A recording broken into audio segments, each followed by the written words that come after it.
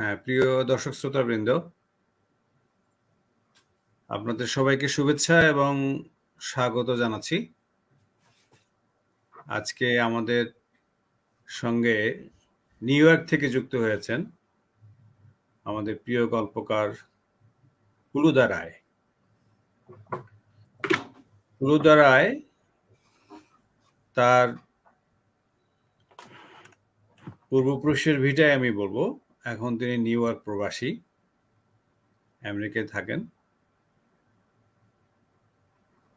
তার বাড়ি গোপালগঞ্জ এবং সেখান থেকে সেটাই মূলত তার গল্পের জায়গা জমিন তৈরি করে দিয়েছে।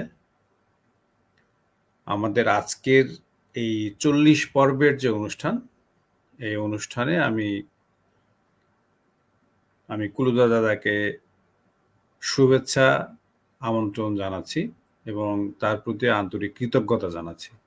দাদা, আপনি কেমন আছেন? ভালো। আপনাদেরকে সবাইকে শুভেচ্ছা জানাচ্ছি আমাকে আমন্ত্রণ জানানোর জন্য আর কি। আসলে যেটি বিষয় সেটি হচ্ছে আমাদের অত ফর্মাল তেমন আমরা কিছু নাই, আমরা গল্প নিয়েই কথা বলবো, গল্পের গল্প। আপনি 4টি গল্পের বই আমার জানা মতে: কাঠপাতার ঘর, বৃষ্টি চিহ্নিত জল, মার্কেজের পুতুল, যে সুচিত্রা সেন কিডন্যাপ হয়েছিলেন। এই 4টি গল্প, আসলে গল্প তো আপনি মানে বয়স আমরা দেখতে পাচ্ছি যে কুলুদা রায় জন্ম 1965, কিন্তু গল্প লেখা শুরু করেছেন বেশ পরে, দেরিতেই বলবো। কিন্তু দেরি আর একটা আছে, সেটি হচ্ছে এরকম যে তিনি আসলে চট করে বসবেন গল্প লিখে ফেলবেন এমনটা নয়। গল্প লেখার যে প্লট, গল্প লেখার ক্ষেত্রে তার যে প্যাশন, ট্রিটমেন্ট এবং গল্প যেভাবে গল্প হয়ে ওঠে, সেটার জন্য তার সর্বদাই আমরা দেখেছি একটু সময় নিয়ে এক ধরনের পরিকল্পনা করেই তিনি গল্প লেখেন। এবং গল্প শুধুই যে গল্প তা নয়, গল্প যেটা আমাদের আনন্দ দেয়, গল্প আমাদের একটা মেসেজ দেয়, গল্প একটা দার্শনিক বোধ তৈরি করে, মননশীলতার একটা প্রক্রিয়া তৈরি করে এবং সত্যিকার অর্থে যেটি আমরা বলি যে সাহিত্যিক যিনি সাহিত্য করেন, তার করার মধ্যে সবাই সবার থেকে আলাদা, প্রত্যেকের থেকে আলাদা। আমাদের কুলুদা রায়ও নিজের মতো গল্প লেখেন এবং তার এই মাত্র 4টি গল্পগ্রন্থেই তিনি একটা বড় রকম ক্ষেত্র নিজের মতো করে তৈরি করে নিয়েছেন। এবং বাংলা ছোট গল্পে আমি মনে করি, এবং আপনারা যারা পাঠক নিশ্চয়ই যারা গল্প নিয়ে খোঁজখবর রাখেন, গল্প পড়ছেন, 2 বাংলার গল্পই পড়ছেন, তার কারণ আমাদের এই অনুষ্ঠানটা 2 বাংলার প্রায় অনেক পাঠক, শ্রোতা, দর্শক আছেন, তারা দেখছেন, শুনছেন। সুতরাং 2 বাংলা মিলিয়ে আমরা যেটা দেখি যে কুলুদা রায়ের একটি আলাদা একটা ভঙ্গি, স্বতন্ত্র একটা টোন তিনি তার গল্পের মধ্যে তৈরি করেছেন। আসলে বিদেশে বসে থেকে তার যে মন পড়ে আছে বাংলাদেশে, এবং বাংলাদেশের যে ক্রাইসিসগুলো আমরা জানি, আমরা তার মুখেই সব শুনবো। আমি নিমিত্ত মাত্র। এখানে যেটি বিষয় সেটি হচ্ছে তার গল্পে আমরা দেখব 47-এর দেশভাগ, মুক্তিযুদ্ধ এবং মুক্তিযুদ্ধ পরবর্তী বাংলাদেশ। তিনি গোপালগঞ্জের ছেলে, সেই পাড়া থেকে, গোপালগঞ্জ তো একটা নদী বিধৌত এলাকা ছিল এবং আমাদের দক্ষিণবঙ্গের সেই সমস্ত মাঝি, নদী, বৈঠা, নৌকা, তারপর আমরা যদি দেখি যে সংস্কার বা কুসংস্কার, মানুষের যাপিত জীবন, নারী পুরুষ সম্পর্ক, আমরা জানি জন্ম, মৃত্যু, বিয়ে, এই যে ইত্যাদি ইত্যাকার সমস্ত বিষয় যেটা আমাদের জীবনযাপনের সাথে যুক্ত হয়ে আছে, এই যুক্ততার ভেতরে আমরা দেখতে পারবো কুলুদা রায় একটা তার গল্পের যে পটভূমি তৈরি করেছেন, অত্যন্ত সিম্পলি কিন্তু স্মার্ট ওয়েতে তিনি গল্প বলেছেন এবং গল্প লিখে যাচ্ছেন, লিখছেন। এবং তার আরেকটি ছোট্ট পরিচয় আমরা অনেকেই হয়তো জানি, সেটা তিনি কখনো গায়ে মাখান না। সেটি হচ্ছে গল্প পাঠ নামে একটি ওয়েবজিন তিনি দীর্ঘদিন থেকে করছেন এবং সেখানে তিনি বিদেশি অনেক গল্পের অনুবাদও করেছেন এবং এই গল্প পাঠের যে ম্যাগাজিনটা, যে ওয়েবজিনটা, এটা তিনি দেখেন এবং এখানে তো আর একটা গল্পের রুচি, গল্প বলার ক্ষেত্রে তার দৃষ্টিকোণ এবং গল্পর যে নতুনত্ব, স্বাতন্ত্র্য, বিশেষ করে আজকে এই 21 শতকে এসে গল্পের কি প্রয়োজন, কিভাবে গল্প বলতে হবে, গল্প বলার ভাষা কেমন হবে এবং গল্পের ভেতর দিয়ে আমরা আসলে পাঠকদের কি দিতে চাই, কেমন যে সম্ভাব্য জীবন সেটা কেমন হবে, জীবনবোধের ধারণাগুলো, জীবনবোধের বিচিত্র মাত্রাগুলো আমরা তার গল্প পাঠ যে ওয়েবজিন সেখানে গেলেই আমরা দেখতে পাবো। আপনারা সেটা ভিজিট করতে পারেন তার এই ওয়েবজিনটা। তো সত্যিকার অর্থে আমার কথা বেশি নেই, আমি কুলুদা রায়কে সামনে নিয়েছি। কুলুদা রায় তিনি অত্যন্ত ব্যস্ততার মধ্যে আমাদের সময় দিয়েছেন। আমি তো আগেই কিছু কথা জানিয়েছি। আসলে যেটি বিষয় যে গল্পকারদের জীবন তো একটা স্যাক্রিফাইসের জীবন। আসলে সবসময়ই তাদের নানাভাবে স্যাক্রিফাইস করতে হয় এবং তাদের কোনো প্রত্যাশা প্রাপ্তি কিছু নেই। তারা আসলে যতটা আনন্দ, তার চেয়ে বেশি দায় দায়িত্বের প্রশ্ন থাকে, তার চেয়েও বেশি যেটা ব্যাপার সেটা হচ্ছে আসলে এই যে মানুষ, মাটি, তাদের প্রতি ভালোবাসা, প্রেম, সেটাই হচ্ছে তাদের মূল ব্যাপার বলে আমরা বুঝি আর কি।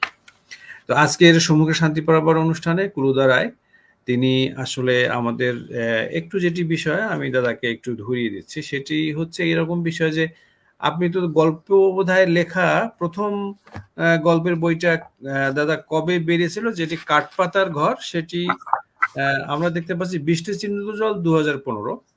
এই বইটা আমার কাছে আছে, আমি পাঠকদের একটু দেখিয়ে দিচ্ছি যে বৃষ্টি চিহ্নিত জল এটি কলকাতা থেকে হয়েছে বের, এবং কাঠপাতার ঘর, মার্কেজের পুতুল, এগুলো ক্রমাগত বেরিয়েছে, কিন্তু কিন্তু তার গল্প বের হওয়ার ক্ষেত্রে আমরা দেখেছি, আমি দাদার কাছে শুনবো, সেটি হচ্ছে যে গল্পের এই বইটা যে বৃষ্টি চিহ্নিত জল সেটি বেরিয়েছে 2015 সালে।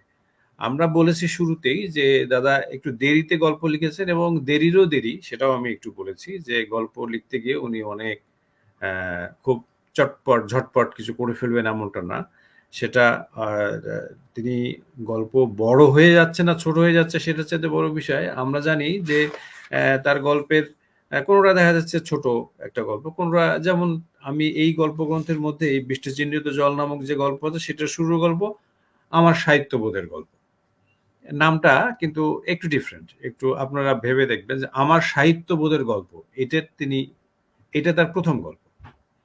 তারপর আমরা দেখব যে সুবল সরকার বিবাহ বৃত্তান্ত, তারপর বৃষ্টি চিহ্নিত জল, এবং এইসব কিছু গল্পের মধ্যে আমি পড়তেই বিভিন্ন সময় পড়া হয় তার গল্প, কিন্তু আজকে আমি একটু সোনার কলস নামে যে গল্পটা আছে সেটা পড়েছি, এটা পড়ে আমার একটু অন্যরকম লেগেছে আজকে।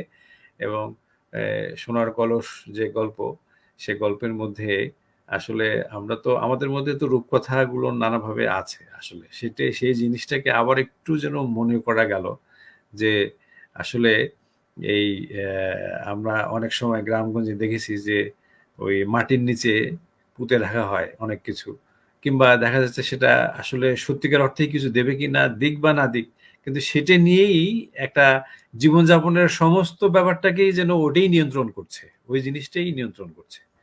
তো এটা সোনার কলস গল্পটা আমার খুব ভালো লেগেছে, গল্পটা আজকে আমি আবার একটু পড়েছি দ্বিতীয়বারের মতো। তো যাই হোক, দাদা আপনার গল্পের একটু যদি আপনি বলেন যে গল্পের ভুবনে আপনাকে কি করে ঢোকা, এবং তারপরে আপনার গল্পের ব্যাপারগুলো যদি একটু আমাদের দর্শকদের সঙ্গে আপনি শেয়ার করেন। গল্পের ভুবনে ঢোকা এটা হলো ফেসবুক আসার পরে। আচ্ছা, সম্ভবত এটা 2010 সালের দিকে, 10 মনে হয় 10-10ই হবে। আমি তখন ফেসবুকে আসি এবং তখন আমার কিছু সমস্যা ছিল। সেই সময়ে হ্যাঁ, আর্টের দিকে আপনার কিছু এটাকে কি বলে যে আমি আমার দেশ ত্যাগ করে এখানে আসছি, একটা বিরাট স্ট্রাগলের মধ্যে দিয়ে যাচ্ছি। তখন হ্যাঁ। আমার মধ্যে কিছু কালচারাল ডিসঅর্ডার, মানে কি বলে, স্ট্রেস, বুঝছেন, এটা ছিল। এবং তখন আমি এদেশে যেটা হয় আর কি, যে মানুষজন নানা ধরনের স্ট্রেসের মধ্যে দিয়ে গেলে, অ্যাংজাইটির মধ্যে দিয়ে গেলে এখানে প্রচুর মনোচিকিৎসক আছে। ফলে আমি কুইন্স হসপিটাল যেটা আছে এখানে আমার বাসার কাছেই, খুব ভালো একটা হসপিটাল। এখানে প্রত্যেক পাড়াতেই হসপিটাল আছে এবং প্রত্যেকটাই হচ্ছে বিশ্বমানের হসপিটাল। তো আচ্ছা।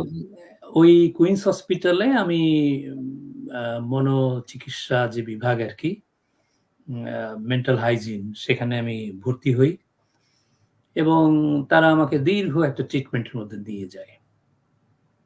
আচ্ছা। এটাকে ওরা ই করে, যেটা একটা কালচারাল রিপ্লেসমেন্টের জন্য একটা কালচারাল শকিং এর মধ্য দিয়ে এটাকে ওরা বলছে যে একটা ডিপ্রেশনের মধ্যে আমি চলে গেছি। ফলে ওরা আমাকে ট্রিটমেন্টের ২ টা পদ্ধতি নেয়। একটা হলো আপনার কাউন্সেলিং, যেটাকে সাইকোথেরাপি বলে, আর একটা হলো মেডিকেশন বা ওষুধের মধ্য দিয়ে। তো ওরা বলল যে এই শকিং এর থেকে আমাকে উঠে আসতে হবে। অর্থাৎ আমি যে বাংলাদেশে আমার জন্ম, যেটা আপনি বললেন যে গোপালগঞ্জ শহরে, আমার ছোট্ট একটা মফস্বল শহর আমি যখন ছিলাম, তখন তো মফস্বল গোপালগঞ্জ শহর হচ্ছে একটা বিচ্ছিন্ন একটা দ্বীপ। সেখান থেকে ঢাকায় যেতে লাগতো ২৪ ঘন্টারও বেশি। লঞ্চে যেতাম ৪৮ ঘন্টার মতো লাগতো। ওই বরিশাল ঘুরে, চাঁদপুর ঘুরে যেতে হতো। আবার যখন আমি 1981 এ যখন এসএসসি পরীক্ষা দেই, পরীক্ষা হলো তখন। সেই সময় আমি যখন ঢাকায় গেলাম, তখন ১ম গেলাম হচ্ছে ৬ ঘন্টা লাগলো টেকরাট। টেকরাট কিন্তু গোপালগঞ্জ শহর থেকে বেশি দূর না। কত? দূর না। হ্যাঁ, হ্যাঁ। এখন তো আরো মানে চিন্তাই করা যায় না। মানে এখন তো অল্প এটা সময়, আপনার ০.৫ ঘন্টা। রাইট, হ্যাঁ, মানে এটা কত ২০ মাইল টাইল হবে। আমি হ্যাঁ, কিলোমিটারে হ্যাঁ, আমি আসলে ভুলে গেছি। আমি মাইলে বলি। হ্যাঁ। বুঝছেন? ২০ মাইল টাইল হবে। এটা ৩০ মিনিটের পথ না? আমরা তখন একটা ছোট্ট একটা ভোর রাতে একটা ছোট্ট টিপটিপে একটা ট্রলার লঞ্চে উঠতাম। অদ্ভুত, অদ্ভুত নাম ছিল এবং ৬ থেকে ৭ ঘন্টা লাগতো। সেখান থেকে আবার আমরা বরিশালে একটা বাসে উঠতাম। তো এও দেখা যেত যে দীর্ঘ সময় লেগে যেত। এখন তো শুনি যে ৩ ঘন্টার মধ্যে যাওয়া যায়, তাই না? সো এখন ওই গোপালগঞ্জ শহরে আমার জন্ম। আমি ওখানকার স্কুলে পড়ছি। কলেজে ইন্টারমিডিয়েটটা পড়লাম। পরে আমি ময়মনসিংহ চলে গেলাম। ময়মনসিংহে প্রায় আমি ৯ বছর ছিলাম। ওখানে আমি আম এগ্রিকালচার ইউনিভার্সিটি পড়াশোনা করি। হুম, ১ম ব্যাচেলর ডিগ্রি করি। হুম। পরে মাস্টার্স করি এবং একই সাথে আমি গবেষণা করি। গবেষণার পাশাপাশি আমি কিছু ধানের আম আ রাইস প্রোটিন কিভাবে আপনার, এই যে আমাদের গরিব দেশের মানুষ মাছ মাংস কিনে খেতে পারি না, কিন্তু আমরা প্রচুর ভাত খাই। হুম, এখন হুম, একটা ভাতে আপনার খুব বেশি ৬ থেকে 7% এর প্রোটিন আছে। কিন্তু সেই প্রোটিনের আবার উম 1% এর মতো আমরা হয়তো আমাদের কাজে লাগে। আর 5% চলে যায়। এখন কোনোভাবে মানে আমাদের গ্রহণযোগ্য প্রোটিন, সেটা গ্লুটেলিন, সেটার পরিমাণটা যদি আমরা বাড়ায় দিতে পারি, তাহলে দেখা যাবে এই দরিদ্র মানুষ যারা ভাতের উপর নির্ভরশীল, আমাদের প্রচুর কি বলে ধান চাষ হয়। ফলে আমাদের এই প্রোটিনের অভাবটা দূর হয়ে যাবে। হুম। এটা ছিল আমার গবেষণার বিষয়। এটা আমি দীর্ঘ ২ বছর গবেষণা করি বিভিন্ন ধানের জাত নিয়ে। তারপরে যাক, এর মধ্যে আমার চাকরি হয়ে গেল। গবেষণাটা একটা পর্যায়ে ওটা স্থগিত রেখে আরকি। মানে একটা পর্যায়ে করে আমি বরিশালে চাকরি চলে গেলাম এবং সেখানে আমি ১২ বছর বরিশালে চাকরি করি এবং আমার চাকরিটা ছিল গ্রামে, গ্রামে কৃষকদের সাথে। সো এটা আমার জন্য খুব ইন্টারেস্টিং ছিল। যে আমি গ্রামে ঘুরে বেড়াতাম। প্রতিদিন আমার একটা মোটরসাইকেল ছিল। মোটরসাইকেলে ঘুরে বেড়াতাম। কখনো বা স্পিড বোটে যেতাম। কখনো, যেমন আমি একটানা ৫ বছর আমি নদীতে আমি আ আ লঞ্চে বা হুম, স্পিড হুম। বোটে বা নৌকায় আমি ঘুরে বেড়াইছি একটানা ৫ বছর। এখানে তো আমি একটু ১ সেকেন্ড কুলুদা দাদা। সেটি হচ্ছে যে এই আপনি যেহেতু এগ্রিকালচার ইউনিভার্সিটির ছাত্র ছিলেন, এগ্রি ফ্যাকাল্টির ছাত্র ছিলেন। হুম, হুম, সুতরাং সেই ফ্যাকাল্টির ছাত্র হওয়ার সূত্রে আপনার আমি একটু গল্পের দিকটাতে যদি যাই, তাহলে গল্পে কিন্তু যেমন লক্ষ্মীদিঘা ধানের কথা আপনার গল্পে আছে। হুম, হুম, হ্যাঁ? এবং এই যে এই ধানের ধানের সাথে আমরা হয়তো ধানকে ধান হিসেবেই দেখছি। কিন্তু আপনি তো একজন রিসার্চার, কিংবা আপনি হুম, হুম, আপনার রিসার্চ যে জায়গাটা থেকে ধানের এ এ যে গন্ধ কিংবা তার যে আবরণটা আছে এবং বীজ উৎপাদন, এবং সেখানে মানে আগে তো আমরা দেখতাম যে ইরি, বিরি এই সমস্ত অনেক রকম ধান তৈরি হচ্ছে। আগে তো ২ টা ১ টা ফসলই জন্মেছিল। এখন তো অনেক ধান আবাদ হচ্ছে। সারা বছরই ধান হচ্ছে। হুম, হুম। তো এগুলো কিন্তু আপনার গল্পের মধ্যে কিন্তু ধানগুলোকেও আমি দেখতে পাচ্ছি নানা রকম নামের ধানের গল্প। হ্যাঁ, হ্যাঁ। এগুলো কিন্তু আছে। এবং ওই দেখা যাচ্ছে যে জমিতে যে ধান চাষ হচ্ছে সেই কৃষক তার নামগুলোর সাথেও একটা ধানের একটা প্রান্তিক পর্যায়ের মানুষের একটা সূত্র এবং সম্পৃক্ততা আমরা পাচ্ছি। এটা আপনার দৃষ্টিতে আমার মনে হয় যে সেটা একটু আলাদা বোধহয়, এবং সেটা সব গল্পের মধ্যে কিন্তু নানাভাবে ঘুরে ফিরে এসছে। এবং আমি দেখছি, এবং সেখানে নামগুলো এত সুন্দর সুন্দর নাম, এবং খুব রেয়ার। কিন্তু আমরা কিন্তু শহরে নগরে ফেসবুকে কিংবা আজকাল তো ওই সমস্ত ভুলেই গেছি। কিন্তু হুম, হুম। আপনার গল্প পড়তে গিয়ে ওই নামগুলো আসছে। এবং সেটা কি আসলে এই যে রিসার্চের সূত্রে কিন্তু কি এগুলো এইভাবে যুক্ত হলো? না কি এটা হ্যাঁ, হ্যাঁ, আপনি কিছুদিন ঠিকই বলছেন যে আসলে এগুলো আমার রিসার্চ এর একটা অংশ ছিল। যখন রিসার্চ আম আ যেটা হলো বরিশালে যখন আমি চাকরি করতে আসলাম তখন হ্যাঁ, আমি ১ম ঠিক করলাম যে এই চাকরিটা আমি অফিসে করব না। আচ্ছা। হ্যাঁ, অফিসে যারা থাকতে পছন্দ করে করুক। সকালবেলা আমি প্রতিদিন অফিসে একটা হাজিরা দিয়ে আমার মোটরসাইকেল নিয়ে বের হয়ে চলে যেতাম। হ্যাঁ, হয়তো কিছুদিন পরে মোটরসাইকেলটা রেখে কোনো কৃষকের বাড়িতে বা নদীর ঘাটে রেখে আমি আ নদী পার হয়ে খাল পাড়ে হেঁটে চলে যেতাম বা নৌকায় চলে যেতাম। এরকম যেখানে যেভাবে যাওয়া যায়। কখনো সাইকেলেও যেতাম।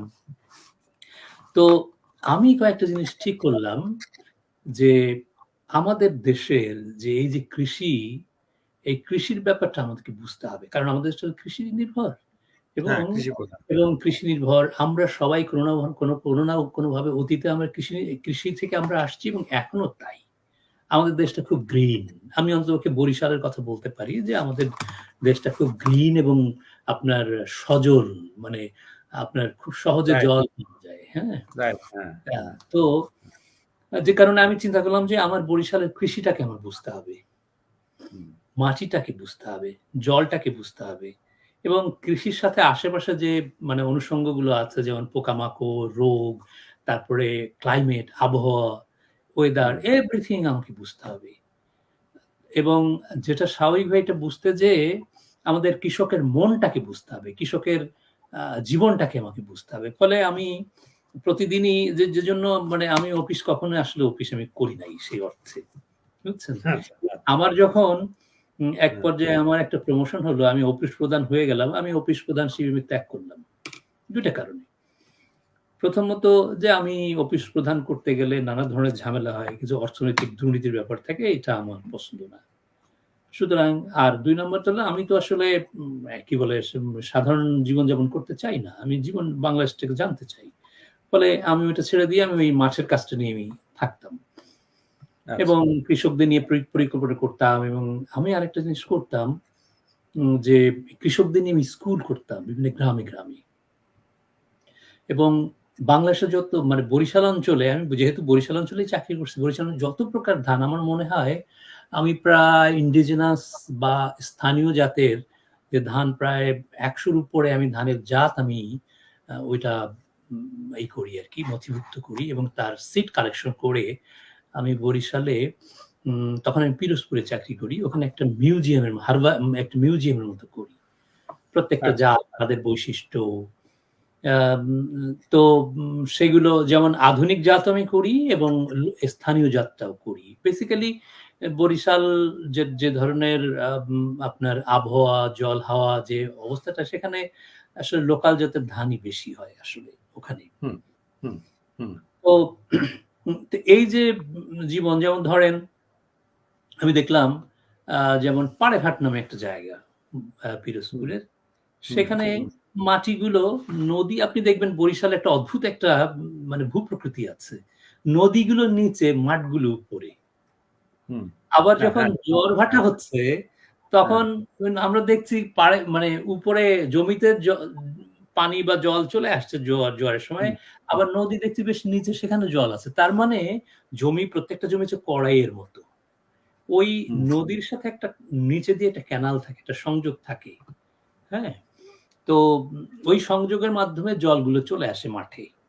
এবং মাটির হুম, যে ক্যাপিলারি যে টিউব গুলো আছে বা নলগুলো আছে সেটার মধ্য দিয়েও চলে আসে। তো যাই হোক, যেজন্য এটা খুব অদ্ভুত ব্যাপার। এবং হুম, প্রত্যেকটা মাঠ, যেটা মাঠ মানে মাঝখানটায় কড়াই, মানে মাঝখানটা নিচু, চারিদিকে একটু উঁচু। তো এখন হুম, এই যে উঁচু জায়গা যেটা, সেখানে যে ধরনের ধান হবে, নিচু জায়গায় সেখানে সে ধরনের ধান হবে না। বুঝছেন? হুম, তো হুম, দেখা যাচ্ছে বাড়ির কাছে যে জায়গাটা, সেখানে একটা ধান করে ওরা। সেই ধানটা খুব ছোট, ছোট। ছোট বলতে মাঝারি বলি, এবং খুব হলুদ বর্ণের। হুম, হ্যাঁ? হুম, হলুদ বর্ণের, এবং তার একটা ফোঁটা আছে। সেই ফোঁটাটা এবং এবং মানে কি বলে, বুড়ি মানুষ যখন কপালে একটা ফোঁটা নেয়, তার হাসব্যান্ড জীবিত আছে। ফোকলা করে হাসে। ঠিক সেই ধরনের একটা ধান। হ্যাঁ? এবং খুব আদর যত্ন করে ওখানকার মানুষ করে। বুড়ি পাগলি, কি অসামান্য নাম। হুম, বুঝছেন? তারপরে বুড়ি পাখি। হুম, হ্যাঁ, বুড়ি পাগলি। আবার আমি বললাম যে ওই যে মাঝখানে যে জায়গাটা, সেখানে করে মন্তেশ্বর নামে একটা ধান। আপনি চিন্তা করে দেখেন। এই হুম, ধানটা ওই বুড়ি পাগলির থেকে বড়, প্রচুর ফলে, এবং সেটা হচ্ছে আপনার মন্তেশ্বর নামটা। হুম? তো আমি জানি না এই যে মানে কি অসামান্য ধান, এটা খুব মানে ওই বরিশালের অঞ্চলের মানুষগুলো এটা খেতে খেতে খুব পছন্দ করে। তারপর আরেকটা ধান আছে বাঁশফুল চিকন। সবার আগে হয় এই ধানটা।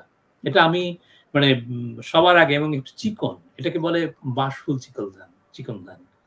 আবার হুম, ধরেন আরেকটা ধান আছে, যদি আপনি বরিশাল এলাকায় বেড়াতে যান, তাহলে আপনাকে ওরা যে পোলাওটা রেঁধে খাওয়াবে বা পায়েস রেঁধে খাওয়াবে, সেটা হলো স্বাক্ষর করা। হ্যাঁ? তো আচ্ছা, এখন আচ্ছা, এই স্বাক্ষর করা ধানটা, আ হুম, এটা সুগন্ধিযুক্ত। এটা আবার দেখবেন যে যেটা একটা উঁচু জায়গা যেটা, সেখানে ওরা চাষ করে। যেটা আপনি দেখবেন আ আপনার বরিশালেও হয় কিছু, আবার নেত্রকোনার ওদিকে হয়, কালিজিরা ধান হয়। হুম, ছোট, হুম, ছোট। হুম, স্বাক্ষরকরা ছোট, থেকে ছোট, হ্যাঁ, স্বাক্ষরকরা থেকে আরেকটু ছোট। বুঝছেন? একটা ছোট, হ্যাঁ, এরকম অসংখ্য প্রকার ধান আছে। এবং এই ধান নিয়ে আমার খুব ভালো লাগতো যে কৃষক যেন ২ টা জিনিস, যে এই ধানগুলোর নাম তো কৃষকই দিছে। তাদের জীবনের নাম থেকে, তাদের ভালোবাসা থেকে, তাদের প্রয়োজন থেকে, তাদের কৃতজ্ঞতা থেকে একটা ধানের নাম ওরা রাখছে। আমার মনে আছে, মানে আমি দীর্ঘদিন আ চাকরি মানে খুব করছিলাম। বড় কথা একটা হলো আরকি যে তারা একটা কৃতজ্ঞতা থেকে তারা এই নামটা রেখেছে এবং হ্যাঁ, হ্যাঁ। আসলে তাদের জীবনে সবকিছুর ভেতর দিয়ে আচ্ছা হ্যাঁ, বলুন, বলুন। হ্যাঁ, যেমন হ্যাঁ, ধরেন রূপেশ্বর ধান। এটা হুম, আপনি যদি দেখেন, আপনি যদি ওখানে আম ওরা এই ধানটা করে মুড়ির জন্য। হুম, রূপেশ্বর ধান। কি সুন্দর নাম হুম, দেখেন। হুম? হুম, তারপরে আরেকটা ধান আছে হুগলি। হুগলি যদি আপনি খই তৈরি করেন, তাহলে এটা হুগলি ধান এটা। আরেকটা ধান আছে লকমা। লকমা ধানটা একদম মানে লাল, চিকন, খুব সুন্দর। এটা দেখলেই দূর থেকে আপনি দেখতে পাবেন। হ্যাঁ? আরেকটা ধান আছে বৌয়ারি। সেটা একটু ময়লা, ময়লা। যেন বৌয়ারি মানে বাড়িতে যে সমস্ত বউরা খাটাখাটনি করে, হুম, প্রচুর খাটাখাটনি করে সারাদিন ধুলাবালি মেখে এটা কেমন একটা একটু মলিন বর্ণ হয়ে যায় না? এই ধানটাও এরকম বোয়ারি ধান। এই ধানটা সো এরকম প্রচুর ধান আছে। যেমন আমাদের গোপালগঞ্জ এই এলাকায় হয় আপনার লক্ষ্মীদিকে ধান। কেন লক্ষ্মী লক্ষ্মীদিকে? হুম, আমি যে লক্ষ্মী একটা ধানের আমি বলি যে আপনার ২ টা খোসা থাকে। তার ভেতরে থাকে শস্যটা। শস্যটাকে আমরা বলি এন্ডোস্পার। এখন যেটা হুম, ছোট খোসা সেটাকে বলে লেমা, বড় খোসাটাকে বলা হচ্ছে পেলিয়া। এই লেমাটাকে পেলিয়ে দিয়ে আটকায় থাকে, ভেতরে আপনার শস্যটা বেড়ে ওঠে। এবং হুম, এই লেমার মানে পেলিয়ার উপরের দিক থেকে একটা সুঁয়ের মতো একটা অঙ্গ গড়ে ওঠে, সেটাকে বলা হচ্ছে শুং। হ্যাঁ? হুম, হুম, তো উম আ এই শুং থাকার কারণে ওখানে ফটোসিনথেসিস বা সালোকসংশ্লেষটা বেশি তৈরি হয়, এবং ওই খাবারটা বেশি জমা হয়, এবং ওই ধানের ফলনটা বেশি। যেহেতু বেশি, কৃষকদের লক্ষ্মী বাড়ে, মানে লক্ষ্মী পয়মন্ত হয়। তার মানে আ হুম, আয় বাড়ে এবং স্বচ্ছন্দ বাড়ে। সেজন্য এই ধানটার নাম হচ্ছে লক্ষ্মী দিঘা। কি সুন্দর নাম দেখেন। হ্যাঁ যেমন আপনার ময়মনসিংহে একটা ধান আছে লাল রঙের লাল চালের ভাত চিকন আপনার ওইটা ওটা ওটা খুবই আপনার দাঁড়ান আমি একটু ভুলে যাচ্ছি বিরই ধান এটা কিন্তু খুব বিখ্যাত ধান বিরই আপনি যদি যান ঢাকাতে অবশ্য রং করে চালকে রং করে বিরই ধান হিসেবে বিক্রি করে অনেকে শুনি আর কি এটা খুব বিখ্যাত এগুলো সব আপনার ইন্ডিজিনাস ধান যাই হোক আমি একটা জিনিস লক্ষ্য করি যে এই যে গ্রাম জীবন এর মানে প্রকৃতিটা আপনার মানুষের মতো জীবন্ত বুঝছেন যেমন ধরেন যখন জোয়ার আসে তখন কুলকুল কুল করে একটা শব্দ হয় হ্যাঁ ধান খেতে আস্তে আস্তে পানি ঢুকছে একটু কুলকুল করে শব্দ হচ্ছে পাতাগুলো নড়ছে হ্যাঁ কৃষক সেই অনুযায়ী জমিতে যাচ্ছে কোনোটা এক জায়গায় ভেঙে দিতে হবে মানে আটকা আছে জল বেশি যদি সেখানে ভেঙে দিয়ে জলটা সরাই দেবে হ্যাঁ এবং এই ধানের উপরে নির্ভর করে তারা তাদের কি বলে যে বিভিন্ন ধরনের আপনার পার্বণ তারা করে বিয়ের আয়োজন করে বা আপনার কি বলে জন্মদিন তো কৃষকরা আসলে করে না হ্যাঁ কোন একটা উৎসব লাগাই দিল একটা উৎসব গুলো তারা করে স্বাচ্ছন্দ্যতা করে তাই না তো আমি এই যে জীবনটা এবং আরেকটা জিনিস খেয়াল করি যে কৃষকরা যে কোনো বিষয়ে একটা গল্পের সুরে বলে যে কোনো কথা গল্পের সুরে বলে আমাদের দেশে যেমন ধরেন তোমার যেমন আমার ক্ষেত্রে আমি বলি যে আমার জন্মদিন আমি জানি না সঠিক জন্মদিন তা আমার মাকে জিজ্ঞেস করবো যে হ্যাঁ তোর জন্মদিন তো অঘ্রাণ মাসে তখন ধান উঠছে ধান উঠতে শুরু করছে কিন্তু তখন প্রচন্ড মেঘ করে আসছে এবং সেই ঝড় হলো এবং ধানগুলো অনেক ধান ক্ষেত পড়ে গেল তো সেই সময় তার জন্ম আমি জানি না এটা মানে এটার মা অর্থাৎ মা কিন্তু একটা গল্প বলছেন সেই তার আমার জন্মের দিনে কি একটা অবস্থা হলো এরকম প্রত্যেকটা মানুষ আমাদের দেশের মানুষ গল্প বলতে পছন্দ করে এবং গল্পের সাথে দেখা যায় যে একটা সুর করে বলে এবং আমাদের আরেকটা প্রধান হচ্ছে যে সমস্ত আনন্দ বেদনা সে গানের মধ্যে দিয়ে বলে যে বিয়েতে মানুষ গান করে আমি দেখছি তো যাই হোক এই জীবনটা আমি খুব মানে মিস করলাম যখন বিদেশে চলে আসলাম মিস করার দেখা গেল আমি এখানকার আমি জীবনের সাথে আমার একটু মেনে নিতে একটু কষ্ট হচ্ছে সেগুলো এনজাইটি এসে গেল আমার তখন সাইকোথেরাপিস্ট আমার সাথে বিভিন্ন দিন কথা বলে ও বললো যে তুমি কি পছন্দ করো আমি বললাম আমি বই পড়তে পছন্দ করি বলে আর কি পছন্দ করো মানে ও চাচ্ছে বলে ও চাচ্ছে যে আমার স্ট্রেস গুলো বের করে দিতে তা আমি বললাম যে আমি আগে একসময় টুকটাক লিখতাম ডায়েরি তুমি লিখে আমাকে দেখাও তারপরে ও আমাকে একটা ফেসবুক অ্যাকাউন্ট খুলে দিল তুমি লিখে এইখানে তুমি পোস্ট করবা তো ও আমার যে সাইকিয়াট্রিস্ট তারপরে আর কি আমি লেখা শুরু করলাম ফেসবুকে এবং ছোট ছোট স্ট্যাটাসের মতো ছোট ছোট লেখা শুরু করলাম এগুলো লেখার পরে তখন কলকাতায় 2013 সালের দিকে কলকাতার এই গুরুচন্ডালী নামে একটা গ্রুপ আছে এরা খুব মানে এনলাইটেড গ্রুপ আর কি ওরা বইপত্র প্রকাশও করে ওরা বললো যে এরকম ওরা আমার সাথে যোগাযোগ করলো বলে আপনার এই লেখাগুলো আমরা প্রকাশ করতে চাই সেখানে কি অনেকটা আত্মজৈবনিকমূলক লেখা প্রত্যেকটাই আমার দেখা জগৎ এবং তার মধ্যে ওই যে আমাদের যে ঐতিহ্যগুলো আমাদের যে কিংবদন্তিগুলো আমাদের যে মানুষগুলো সেগুলো নিয়ে একটা ছোট ছোট ছোট করে লেখা আর কি এবং কোনো বই পড়া সম্পর্কে কোনো বিষয়ে তো ওরা সেটাকে বই আকারে বললো যে এটা এক ধরনের গল্প এটাকে নাম দিল কাঠপাতার ঘর ওরা বের করলো এইটা পড়ার পরে কলকাতার অমর মিত্র আমি ওনাকে চিনতাম না উনি একদিন ফেসবুকে আমাদের অমর দায় গল্পকার অমর মিত্র আচ্ছা আচ্ছা হ্যাঁ উনি আমার সাথে যোগাযোগ করলেন ওইটা পড়ে বললেন যে আপনি তো মনে হয় যে গল্প লিখতে পারেন তো আমাকে আপনি একটা গল্প লিখে দেন আমি পারি না বললেন আপনি লেখেন ও আচ্ছা হ্যাঁ উনি বললেন যে এটা আমাকে লিখে দেন তো চেষ্টা করেন তারপরে আমি একটা গল্প লিখলাম গল্পটার নাম হচ্ছে শবনম অথবা হিমিকা লিপি আমার ব্যক্তিগত আমার নিজের জীবনের একটা নিয়ে হ্যাঁ এটা লেখার পরে তারপরে উনি এটা কলকাতায় অনুষ্টুপ পত্রিকায় প্রকাশ করলেন তো অনুষ্টুপ পত্রিকায় তারপর উনি বললেন যে তাহলে একটা কাজ করে আপনি আরেকটা গল্প লিখে দেন তারপরে আমি লিখলাম হচ্ছে ওইটা যে সুবল সখার বিয়ে বৃত্তান্ত 1974 এর যে দুর্ভিক্ষের সময় আমরা গোপালগঞ্জের মানুষ কি অবস্থার মধ্যে দিয়ে গেছিলাম তার একটা তো সেইটা আমি ওই গল্পটা আমি লিখে দিলাম। হুম। এবং এই গল্পগুলো আমি দেখলাম যে স্ট্যাটাস বা কাঠপাতার ঘরগুলো লিখতে প্রতিদিন ১ টা ২ টা করে লিখতে পারতাম। হয়তো ওখানে হুম। ৪০ টার মতো লিখছিলাম। কিন্তু এই গল্পগুলো যখন গল্প, তখন আমাকে চিন্তা করতে হয়। চিন্তা করতে হয় এরকম যে একটা ঘটনা, যেমন ধরা যাক সুবল সখার বিয়ে বৃত্তান্ত। আমরা 74 এর দুর্ভিক্ষের সময় আমাদের সুবল কাকা ছিলেন, তার আ আ বিয়ের একটা আয়োজন করা হলো সে সময়ে। প্রচন্ড দুর্ভিক্ষ। মানুষজন তখন ভিক্ষা নিতে আসে। আপনিও জানেন এটা। হুম, হুম, আ হুম। প্রথমে ফ্যান খায়, ফ্যানের জন্য হ্যাঁ, দৌড়ে, দৌড়ে হ্যাঁ, হ্যাঁ, হ্যাঁ। সে তো বটে। হ্যাঁ। এবং তখন কন্ট্রোলে চাল দিত, আ আ রু হুম, চাল খুব কম দিত, আপনার হুম, আটা দিত। যাই হোক, তো আমরা সবাই শহরের অনেক লোকজন একটা বাচাড়ি নৌকা ঠিক করে সেই নৌকায় যাওয়া হলো। হুম। এবং কিন্তু পাছাড়ি ঘটনা হলো, নৌকার কথা আপনার গল্পে এসছে রাইট, অনেক। রাইট। হ্যাঁ। বাচাড়ি নৌকায় রওনা হলো এবং শহরের বিভিন্ন প্রকারের লোক গেল। এমনকি একজন পাগল সিজোফ্রেনিক, হুম, তাকেও পাঠানো হলো যে হ্যাঁ, যাক না সে ওখানে যে একটু কিছু ভালো, মানে মানে কি বলে যে ধান, তারপরে চাল, চালের ভাত খাবে, নতুন ধানের চাল, তারপরে আপনার মাছ খাবে, সবজি-টবজি, ভালো খাবার অনেকদিন পরে খেয়ে যাবে। কিন্তু হুম, ঘটনা হুম। হলো যে সুবল কাকাও যেতে পারলেন না। কারণ উনার তখন ব্যস্ততা ছিল। আ তো উনাকে বলা হলো যে আমরা বাচারি নৌকো নিয়ে আগে একটা অগ্রবর্তী দল চলে যাই, উনি পেছনে আসবেন আরকি। তো ওই বিয়েতে গেলাম। শেষে এত লোকজন গেলাম যে ওই বাড়িতে অ্যা ওরা আসলে ওই আপনার যে রেশনের চাল সেইটা দেওয়ার কথা ছিল একজন মেম্বারের। কিন্তু তিনি দিতে পারেন নাই।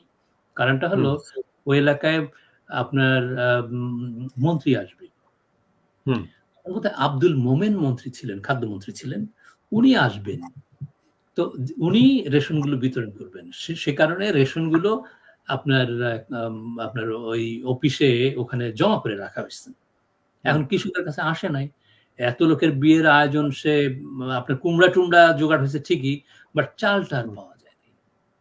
ফলে এত আচ্ছা। লোক, আর দ্বিতীয়ত এত লোকরে খাবারের মতো, আশেপাশে আত্মীয়স্বজন এত লোকরে খাবারের মতো ওদের কাছে চাল নাই। ফলে ওরা মেয়ে নিয়ে রাতের অন্ধকারে চলে গেছে, পলায় চলে গেছে।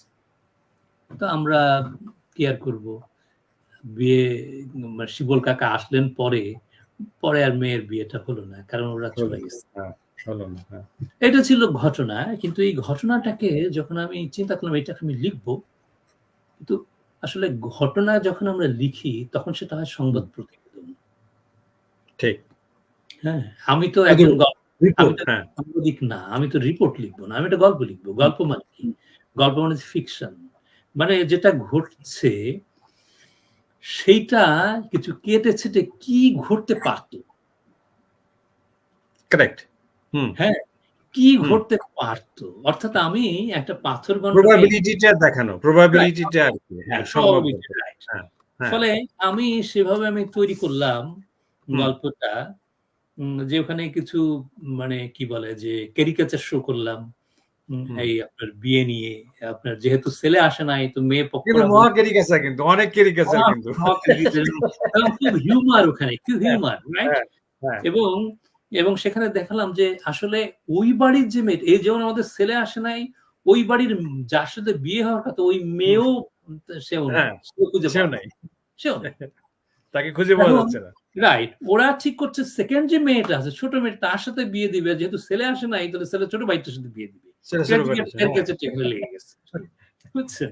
এবং এই বাড়িতে বিয়ে হচ্ছে এইটা খবর পেয়ে হুম, আশেপাশে গ্রামের সমস্ত লোক, না খাওয়ার লোকজন চলে আসছে। যে ও বাড়িতে হুম, খেতে হবে। ফলে একটা বড় ধরনের একটা ভয়ংকর পরিস্থিতি সৃষ্টি হলো। এবং হুম, আ তারপরে সবার শেষে দেখা গেল যে গল্পটা, মূল গল্পটা উম বলছেন যে ওই বাড়ির যে দিদিমা মানে ঠাকুমা, তিনি বলছেন, দিদিমা গল্পটা বলছেন আসলে কি ঘটছে। বলছে যে মেয়েটা কোথায় গেছে? মেয়েটা এই সময় বিয়ে হুম, দেওয়া হচ্ছে। বিয়ে আবার হুম, কেন দিচ্ছে মেয়ের বাবা? যে শহরে বিয়ে দিলে মেয়েটা কিছু খেতে পারবে। আমরা তো কিছু খেতে পাই না। আর হুম, মেয়েটা দেখছে এই উপলক্ষে যে খাটাখাটনি এই সময়ে, এটা তার কাছে মনে হচ্ছে যে বাবার পরে জুলুম হচ্ছে। এই জীবন এই বাবার এই অপমানটা সহ্য করা যাচ্ছে না। সে সুইসাইড করছে। হ্যাঁ? এখন হুম। এই যে চলে যাচ্ছে, এইখানে যে টুইস্টিং, এই যে টোটাল যে ঘটনা, এটা সুইসাইড আসলে সুইসাইড তো করে নাই। কিন্তু আমি সুইসাইডটা গল্পের জন্য আমি এটা তৈরি করলাম। তৈরি করেছে। হ্যাঁ, তৈরি বাহ! করলাম মানে মূল ঘটনা থেকে। তো এই সময়টা আমি চিন্তা করলাম যে আমাকে যদি গল্প লিখতে হয়, যেহেতু অমর মিত্র দাদা বলছেন, ফলে আমার কিছু গল্প নিয়ে কিছু মানে মানে ক্রাফট এর কিছু কাজ করা দরকার। রাইট। হ্যাঁ, গল্প এবং তো আসলে মানে ক্রাফট তো একটা আসল ক্রাফট আরকি। হ্যাঁ। এবং এইটা মেধা দিয়ে হুম, হয় না। হুম, বুঝছেন? আমি গল্প বলতে পারি ঠিক আছে। কিন্তু গল্প হুম, যখন আপনি লিখতে যাবেন, হুম, তখন এটা কিছু ক্রাফট দরকার। তখন আমি ঠিক। বেসিক্যালি আমি তখন পড়া শুরু করলাম, ধরেন মার্কেস পড়া শুরু করলাম। হ্যাঁ? তারপরে ওই ঘরানার যে আপনার লাতিন বিশ্বের যে লেখাগুলো সেগুলো আমি পড়া শুরু করলাম।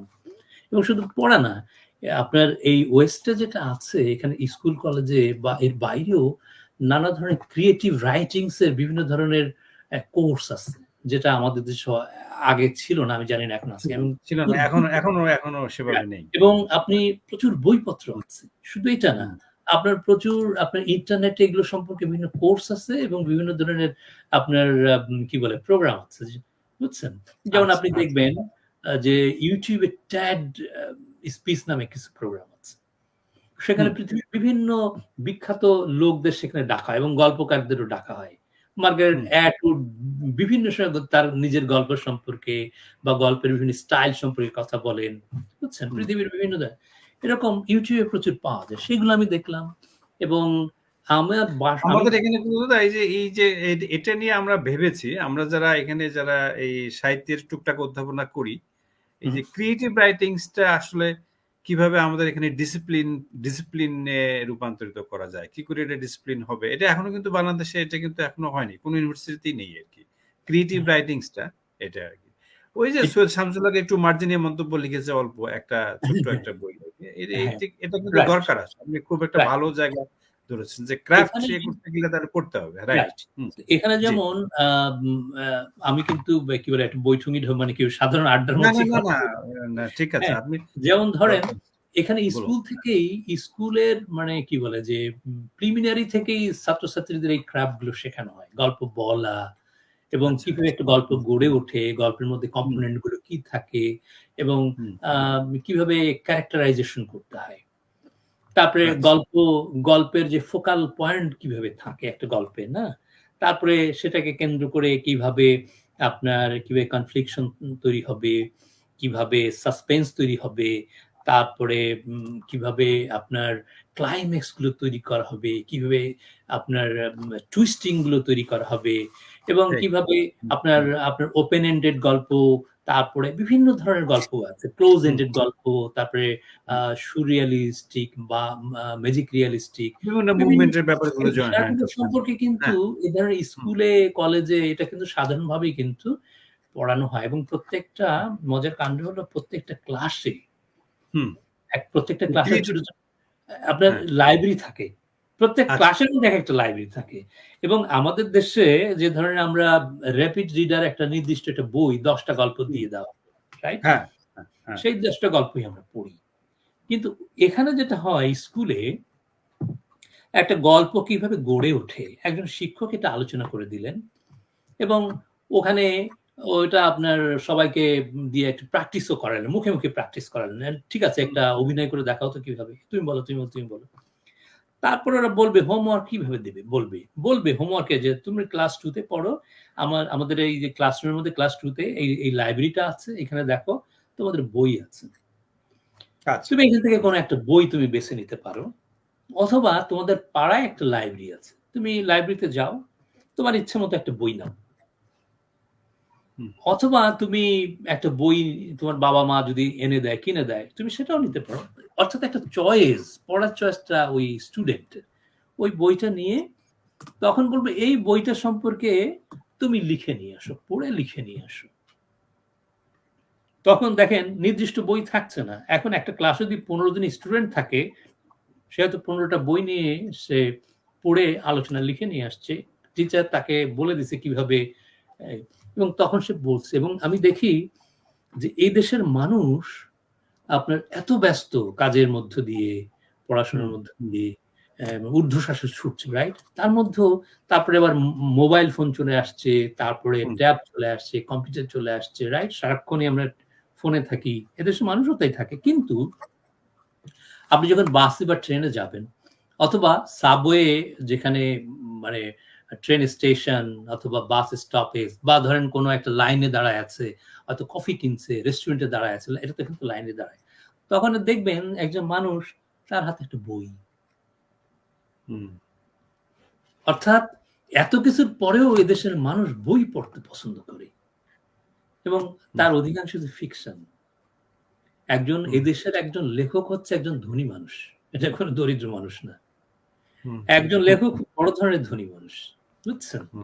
কারণ এখানে একটা বই বেরোয় লক্ষ লক্ষ কপি। একটা বই বেরোয় ধরেন $2 দিয়ে, যে বইটা কিনতে পারবে, একটা বই বেরোবে $2, সাধারণ যে গরিব মানুষের জন্য $2 মধ্যে এটা বিক্রি করবে। আবার যে একটু অবস্থা ভালো, ওই একই বই $10 রাখবে, আরেকটা সংস্করণ করবে, মানে তখন তার কাগজটা ভালো হবে, বাইন্ডিংটা। ওই বই আবার $100 আছে। অর্থাৎ আয় অনুযায়ী মানুষের রুচি নিয়ে বই কিনবে, বই কিন্তু একটাই।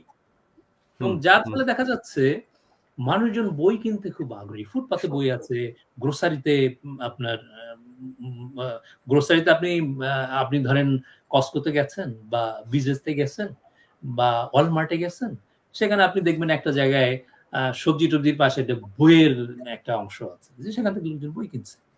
আপনি ওষুধের দোকানে যান, ওয়ালগ্রিনে যান বা সিবিএস এ যান, দেখবেন সেখানে একটা বইয়ের কর্নার আছে, বুঝছেন? অর্থাৎ এখান থেকে আপনি কিনতে পারবেন। কিন্তু নর্মাল বইয়ের মানে শোরুম বা স্টোর কিন্তু এখানে খুব নাই। সবই হচ্ছে আপনার অনলাইনে। এখন তো অনলাইন হয়ে গেছে। আগে প্রচুর ছিল, আমাদের পাড়ায় একটা ছিল বার্নস নোবেলস, খুব বড়। এখানে যে লাইব্রেরিগুলো আছে বার্নস নোবেলস বিশেষ করে, সেটা হচ্ছে একটা লাইব্রেরি, মানে কিনতে যাবেন বই, আপনি সারাদিন ওখানে বসেন, ওখানে কফি খান, ওখানে দুপুরের খাবার খান, ওখানে শুয়ে বসে বইটাই পড়ে তারপরে আপনি সিলেকশন করেন বইটা নেবেন না, হ্যাঁ, সে বইটা আপনি নিয়ে আসেন। তো মানে আমি বলছি যে এই যে এখানে যে সিস্টেম, স্কুল জীবন থেকে তাদেরকে আপনার এই ক্রাফটটা বলে দেওয়া হয়, কবিতার ক্রাফট বলে দেওয়া হয়, গল্পের উপন্যাসের ক্রাফট তাদেরকে বলে তাদের মাথার মধ্যে ঢোকায় দেওয়া হয়, এবং তারা এইভাবে একটা ক্রিটিক্যালি সবকিছু চিন্তা করতে শেখে, বুঝছেন? কিন্তু আমাদের দেশে কি, আমার ক্ষেত্রে আমি বলি, আমি যখন স্কুলে পড়ি আমার স্কুলের লাইব্রেরি ছিল বন্ধ। আমরা কি মানে মূল সময়টা বোধহয় না না না একটু হ্যাঁ বলেন, কি অসুবিধা নেই, হ্যাঁ ঠিক আছে। ওকে, আমাদের স্কুলে আমরা যখন দেখি যে আমার স্কুলের লাইব্রেরি একটা ছিল, ওটা কোনোদিন তালা খোলা হয়নি, বুঝছেন? তালা খোলা হয়নি।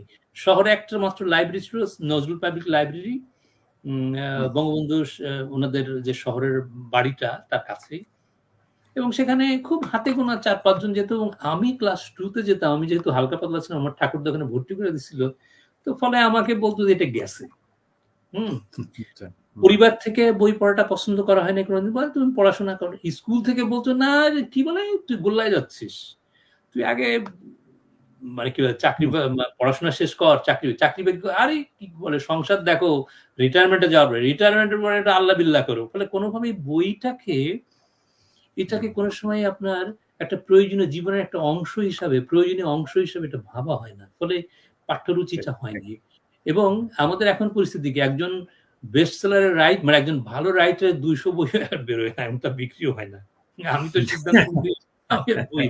তো যাই হোক, আমি যেটা বলছিলাম, দীর্ঘ আলোচনার মধ্যে দিয়ে গেলাম, আমি সংক্ষিপ্ত করি যে আসলে আমি লেখা শুরু করি ওই সাইকিয়াট্রিস্ট এর পরামর্শ মোতাবেক ছোট ছোট লেখা অমরদার মাধ্যমে। আমি তখন মূল গল্প, অমরদা একটা বড়, হ্যাঁ উনি আমাকে, এবং তখন আমি ঠিক করি যে আমার যে ফেলে আসা যে জীবনটা, মানে আমি যেটা দেখছি আমার অভিজ্ঞতার বাইরে আমি কিছু লিখবো না। আমি যে জীবনটা আমি যাপন করে আসি সেটা আমি লিখবো, এবং সেই জীবনটাতে কি ছিল, যতটা না ছিল, যেমন ধরেন আমাদের দেশ সবসময় গৌরবে বহুবচন, আপনি যখন বলবেন আমি ছেড়ে দেবো, ঠিক আছে? না ঠিক আছে, আপনি যেমন ধরেন, যেমন আমার ঠাকুরদা বলতো, আরে আমাদের তো এরকম, আমাদের জমিদারি ছিল, আমি খুঁজে দেখি সবারই জমিদারি ছিল, বুঝছেন? বলতো যে আমাদের এত বিশাল বিশাল খাবারের আয়োজন হতো, আমাদের বাড়িতে এত লোক ছিল, এত শান শৌকত ছিল। আসলে ছিল কিনা আমি জানি না, কিন্তু মানুষ এটা বলতে পছন্দ করে, বুঝছেন? যেমন ধরেন আমার এক আত্মীয় বলছে তার বোনের বিয়ে বরিশালে হচ্ছে, বলছে তার বোনের মেয়ে দেখতে এসে কলকাতা থেকে আসছে এবং তারা যখন হুরারহাট থেকে নৌকায় উঠছে, নৌকায় আপেল অরেঞ্জ নিয়ে আসছে, বুঝছেন?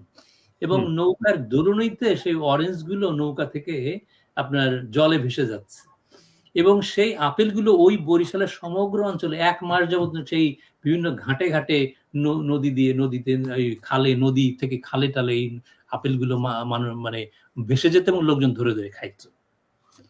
এখন ঘটনা হলো কি, দেখেন মানুষ কিন্তু একটা গৌরবে বহুবচন করছে। আসলে হয়তো মেয়ে বিয়ে দেয় অনেক আপেল অরেঞ্জ নিয়ে আসছিল, কত আর হয়তো 1 ঝুড়ি নিয়ে আসছিল, কিন্তু তার বোনের বিয়েটাকে এত গৌরবান্বিত করার জন্য, মহিমান্বিত করার জন্য বলছে এত আপেল। তার মানে কি 1 মাস ধরে বরিশালের সমগ্র নদী নালা খাল দিয়ে আপেল ভেসে যাচ্ছে, মানুষজন সবাই খাচ্ছে, ঝুড়ি ঝুড়ি রাখছে। মানে এটাকে তো একটা গল্প তৈরি করে বলছে, right? one kind of fantasy, one kind of magic realism. এবং আমি তখন চিন্তা করলাম যে আমাদের যে গল্পের যে ধারাটা আমরা ইনহেরিট করি। আমার ঠাকুমা আমাকে গল্প শোনাতেন রাতের বেলা, অভিনয় করে করে শোনাতেন। আমার গ্রামে যেতাম, তারাও ওইভাবে বলতো এবং সবগুলো সবই রূপকথা, ওই রূপেশ্বর ধানের মতো। একটা ধানের নাম রাখছে রূপেশ্বর। রাইট। আমাদের বাংলা যে গল্পগুলো যেটার সাথে গৌরবে বহুবচন থাকে, আমাদের স্বপ্ন থাকে, গৌরব থাকে, সেটাকে আমরা নাম দিলাম রূপকথা। এই রূপকথা তো on kind of magic realism. এটার সাথে যখন আমরা বর্তমানের ইতিহাসকে মেলাই পুরনো, তখন এটা আপনার ম্যাজিক রিয়ালিস্টিক অ্যাপ্রোচ হয়ে যায়। তো আমি চিন্তা করলাম যে হ্যাঁ, ওই কিংবদন্তি, ওই গৌরবগুলো, ওই যে আমাদের ঐতিহ্যগুলো, আমাদের জীবনগুলো, আমাদের আনন্দ বেদনা, এগুলোকে আমাদের নিয়ে আসতে হবে। এবং আমরা ধীরে ধীরে আরবানাইজড হয়ে যাচ্ছি, ফলে আমরা অনেক কিছু হারাচ্ছি। যেমন আমাদের শব্দ হারাচ্ছি, যেমন আমরা ঢেকি শব্দটা ঢেকিটাকে আমরা হারাই ফেলছি, রায়ানদার ধানকে আমরা হারাই ফেলছি, লক্ষ্মী দিঘা বুড়ি পাগলিকে আমার ধারণা আমরা হারাই ফেলছি, এখন আর নাই। ফলে এইগুলোকে আমার গল্পের মধ্যে নিয়ে আসতে হবে। ওই একটা মানুষ আপনার জ্যোৎস্না রাতে তার ঘুম মানে কি বলে, তার ঘুমোতে যাওয়ার কথা, ঘুমানোর কথা, কিন্তু তা না যে আপনার কি বলে ধান খেতে বাঁশ নিয়ে নেমে গেছে, কারণ ধান খেতে আপনার ওই যে পোকা আসছে, যে শীষ কাটা লেদা পোকা আসছে, ধানগুলোকে সবাই দিতে হবে, ধানগুলো সবাই দিলে শীষ কাটতে আর পারবে না। ফলে কৃষক সমস্ত ঘুমটুম বাদ দিয়ে তখন ওই বাঁশ নিয়ে নেমে ধানগুলোকে শোয়াই দিচ্ছে, বুঝছেন? এই যে জীবনটা, এই জীবনগুলোকে নিয়ে আসতে হবে। ফলে আমি তখন এই অমরদাটাকেই করে আমি মানে কি ক্রিয়েটিভ রাইটিংস এর 2-1 কোর্স করলাম, পড়াশোনা করলাম, এই লিখতে শুরু করলাম। আচ্ছা, না এটা আসলে খুব মানে ইন্টারেস্টিং বিষয়। আমরা অনেক কিছু জানতে পারছি আপনার কাছে। আমি আসলে থামাতে চাচ্ছি না, কিন্তু আসলে সময়ের একটা ব্যাপার, সেই জন্যই আর কি একটা মানে সমস্যা। তা না হলে আপনার কাছ থেকে আমি যেভাবে এটা জানছি, উপলব্ধি করছি, এবং দর্শকরা আমার নিশ্চয়ই উপকৃত হচ্ছে তারা। এখন যেটি বিষয় দাদা, সেটি হচ্ছে যে আপনার এই যে গল্পে যেমন একজন একটু জিজ্ঞাসা করছেন যে এই মথিউদয়ের তারা মাথায় আসলো কেমনে? ওকে, মথিউদের আমাদের পাড়ায়, আমাদের পাড়ার নাম হচ্ছে উদয়ন পাড়া। তো উদয়ন পাড়ার একটা বট গাছ আছে, বট গাছের পরে কিছু দূর পরে হচ্ছে একটা বটতলা, মানে গরুঘাটা একটা সময় ওখানে একটা মাইটে কালীবাড়িও ছিল। এবং ওখানে আপনার সাধু প্রেমানন্দ নামে একজন খ্রিস্টান বাস করতেন। তার একটা ছেলের নাম ছিল হচ্ছে মথি উদয়, আমরা বলতাম উদয়দা। উদয়দা যখন পড়াশোনা স্কুলে বেশি পড়েন নাই, কারণ ওরা খুব দরিদ্র ছিল, ওই প্রেমানন্দদের বাবা ইনজেকশন দিয়ে বেড়াতেন। তো এইটা, আর ওনার মা বোধহয় স্কুলে আয়ার কাজ করতেন। আর মথি উদয়দা যেহেতু একটু প্রচুর পড়াশোনা করতেন, খ্রিস্টান মিশনারিদের সাথে থেকে প্রচুর পড়াশোনা করতেন, আর লাইব্রেরিতে যে বললাম নজরুল পাবলিক, সেখানে পড়তেন, বিশেষ করে ফিলোসফি পড়তেন খুব বেশি। একজন মানে স্বশিক্ষিত লোক, আর হচ্ছে রং মিস্ত্রির কাজ করতেন, ঠিক আছে? তো আমার এই মথি উদয়দাকে আমার খুব একটা স্পেশাল একটা ক্যারেক্টার মনে হতো। আমি যখন বটতলায় আমরা বসতাম গরমের দিনে, তখন মথি উদয়দা ওখানে আসতো কাজটা সেরে এসে, তখন আমাদের এরিস্টটলের গল্প, আপনার যে সক্রেটিসের গল্প, এই এদের সব প্লেটোর এই সমস্ত কাহিনী মানে এই সমস্ত তত্ত্ব উনি বলতেন, সবাই বলতো পাগল আর কি, ঠিক আছে। তো আমাদের ওই যে আপনার যে গোহাটায় একটা ওই ইলেকট্রিক মানে পোল, ওখান থেকে টুঙ্গিপাড়ার দিকে গোপালগঞ্জ শহর থেকে খুব মানে হাই ভোল্টেজ একটা কানেকশন গেছে আর কি, বুঝছেন। তো আমাদের শহরে এক ছেলে ছিল, সে ওইখান থেকে ওই আপনার ওখানে একটা মিস্ত্রি কাজ করতে যায় একটা প্লাস আটকায় রাখছিল, প্লাস, সেই প্লাসটা ওখানে নেমে আসার সময় ওইটা আনতে ভুলে গেছে, ওটা ভুলে গেছে। হ্যাঁ। তো তখন তো ওই মথিউদয় একটা ছেলে উঠে গেছে ওই প্লাসটা আনবে ওটা বিক্রি করবে আর কি, বুঝছেন। তা মথিউদয় ওটা দেখছে, দেখে ওরা বলছে তুই ওখানে উঠিস না, ইলেকট্রিসিটি আছে, তোকে মরে যাবি। সে আর ওঠে না, ওখানে উঠে সে মারা গেছে, বুঝছেন। তো আমাদের ওই ওই গোহাটা থেকে পাশে যে গোচারণ ভূমি ছিল, আমরা বলি গোপাট, সেই গোপাটে আয়না নামে একটা মেয়ে গরু চড়াতো। তো এখন এই মেয়েটা একসময় রেপড হয় আর কি, বুঝছেন। ছোট মানুষ, ছোট মেয়ে, খুব অল্প বয়সী, রেপড হয়। গরু হয় গোহাটায় আপনার মাঠের মধ্যে, কে রেপ করছে কে জানে, আমাদের পরিচিতি কেউ করছে। এখন এইটা দেখা গেল যে আয়নার মার, এটা যখন প্রকাশিত হলো, আয়নার মার চাকরিতে চলে গেল, তাকে ছাড়াই দিল, একটা কঠিন একটা জীবনের মধ্যে দিয়ে গেল। একমাত্র ওই মথিউদয় বলল যে তোমরা এটা ঘৃণা করছো কেন, যিশু একটা অবৈধ হয়ে পিতা নাই, অবৈধ হয়ে জন্মগ্রহণ করছে, জকরিয়ার ওই ঔরসে হয়েছে যিশু, ও ফ্যাক্ট বলছে, কিন্তু নাম দিচ্ছি ঈশ্বরের পুত্র, এবং তাকে আমরা মহান দেবতা হিসেবে গ্রহণ, কি বলে, নবী হিসেবে গ্রহণ করছি। সো এই মেয়েটাকে তোমরা এই করছো কেন? ও রিভোল্ট করলো, বুঝছেন। এবং একাই রিভোল্ট করে ওকে ঘর, ওই গরুহাটা ঘর তুলে দিয়ে ওকে রাখার ব্যবস্থা করলো, তার বাচ্চা হলো, বাচ্চাটা পরে বাঁচে নাই। তো এই টোটাল এই ঘটনাটাকে যে আয়না, মথিউদয়, ওই গরুহাট, আমাদের একজন শিক্ষক ছিল, এদেরকে নিয়ে তখন আমি আসলে আপনার একটা গল্প তৈরি করলাম যে কিভাবে যে একটা সমস্যাকে, একটা বড় ধরনের সামাজিক সমস্যাকে কিভাবে এটাকে একটা আধুনিক ভাবে এটাকে কিভাবে অ্যাপ্রোচ করা যায়, সেটেল করা যায়, মানে গ্রহণযোগ্য করে তোলা যায়, সেটাই একটা গল্প। এই সময়টা আমার মনে আছে, আমি তখন প্রচুর সিনেমা দেখা শুরু করি আলফ্রেড হিচককের। হিচকক শো নামে একটা আছে, উনি তো, ওনাকে বলা হয়েছে সাসপেন্সের মানে জনক, সাসপেন্স। তো আমার মনে হলো যে একটা গল্পের মধ্যে সাসপেন্স থাকে, এবং সাসপেন্স থাকাটা একজন পাঠকের খুব আগ্রহ করে, মানে এটা মানে ম্যাজিশিয়ানের মতো, যে হ্যাঁ, যে এটা কি দেখছো, এটা হাতি দেখছো, দেখো হাতিটা উড়াই দিলাম, মুছে গেল। এখন এটা ট্রিক্স, রাইট? এখন এই যে ধীরে ধীরে ধীরে ধীরে এই উড়াই দেওয়া, যে মানুষকে ধীরে ধীরে আপনার টেনশনে ফেলে দেওয়া, আপনার উত্তেজনার মধ্যে নিয়ে যাওয়া, একটা সাসপেন্স তৈরি করে, এই কাজটা আমি তখন প্রচুর ভাবে ওনার সিনেমা দেখা শুরু করি, হিচককের, এবং হিচকক শো দেখা শুরু করি। তো দেখার পরে আমি আসলে এখান থেকে আমি কৌশলটা আমি শিখি, এবং এই যে গল্প, আপনার সোনার কলস নামে যে গল্পটা বললেন, বা মথিউদয়ের যেটা বললেন, এটা তো টোটালি একটা ম্যাজিক রিয়ালিজম। এটা সব মানে আমার প্রথম, মানে কি বলে, যে প্ল্যান করে একটা ম্যাজিক রিয়ালিস্টিক গল্প লেখা, যে মানুষদেরকে কনভিন্স করছে যে কি দেখছো, একটা রুমাল, তাই না, একটা রুমালের মধ্যে দিয়ে এসে একটা পাখি তৈরি করছে, তারপরে মানুষকে বিশ্বাসযোগ্য বলছে, দেখো আমি যেটা বলছি সেটা আমি সত্যি কথা বলছি, দেখো, হ্যাঁ, আমাকে বিশ্বাস করো।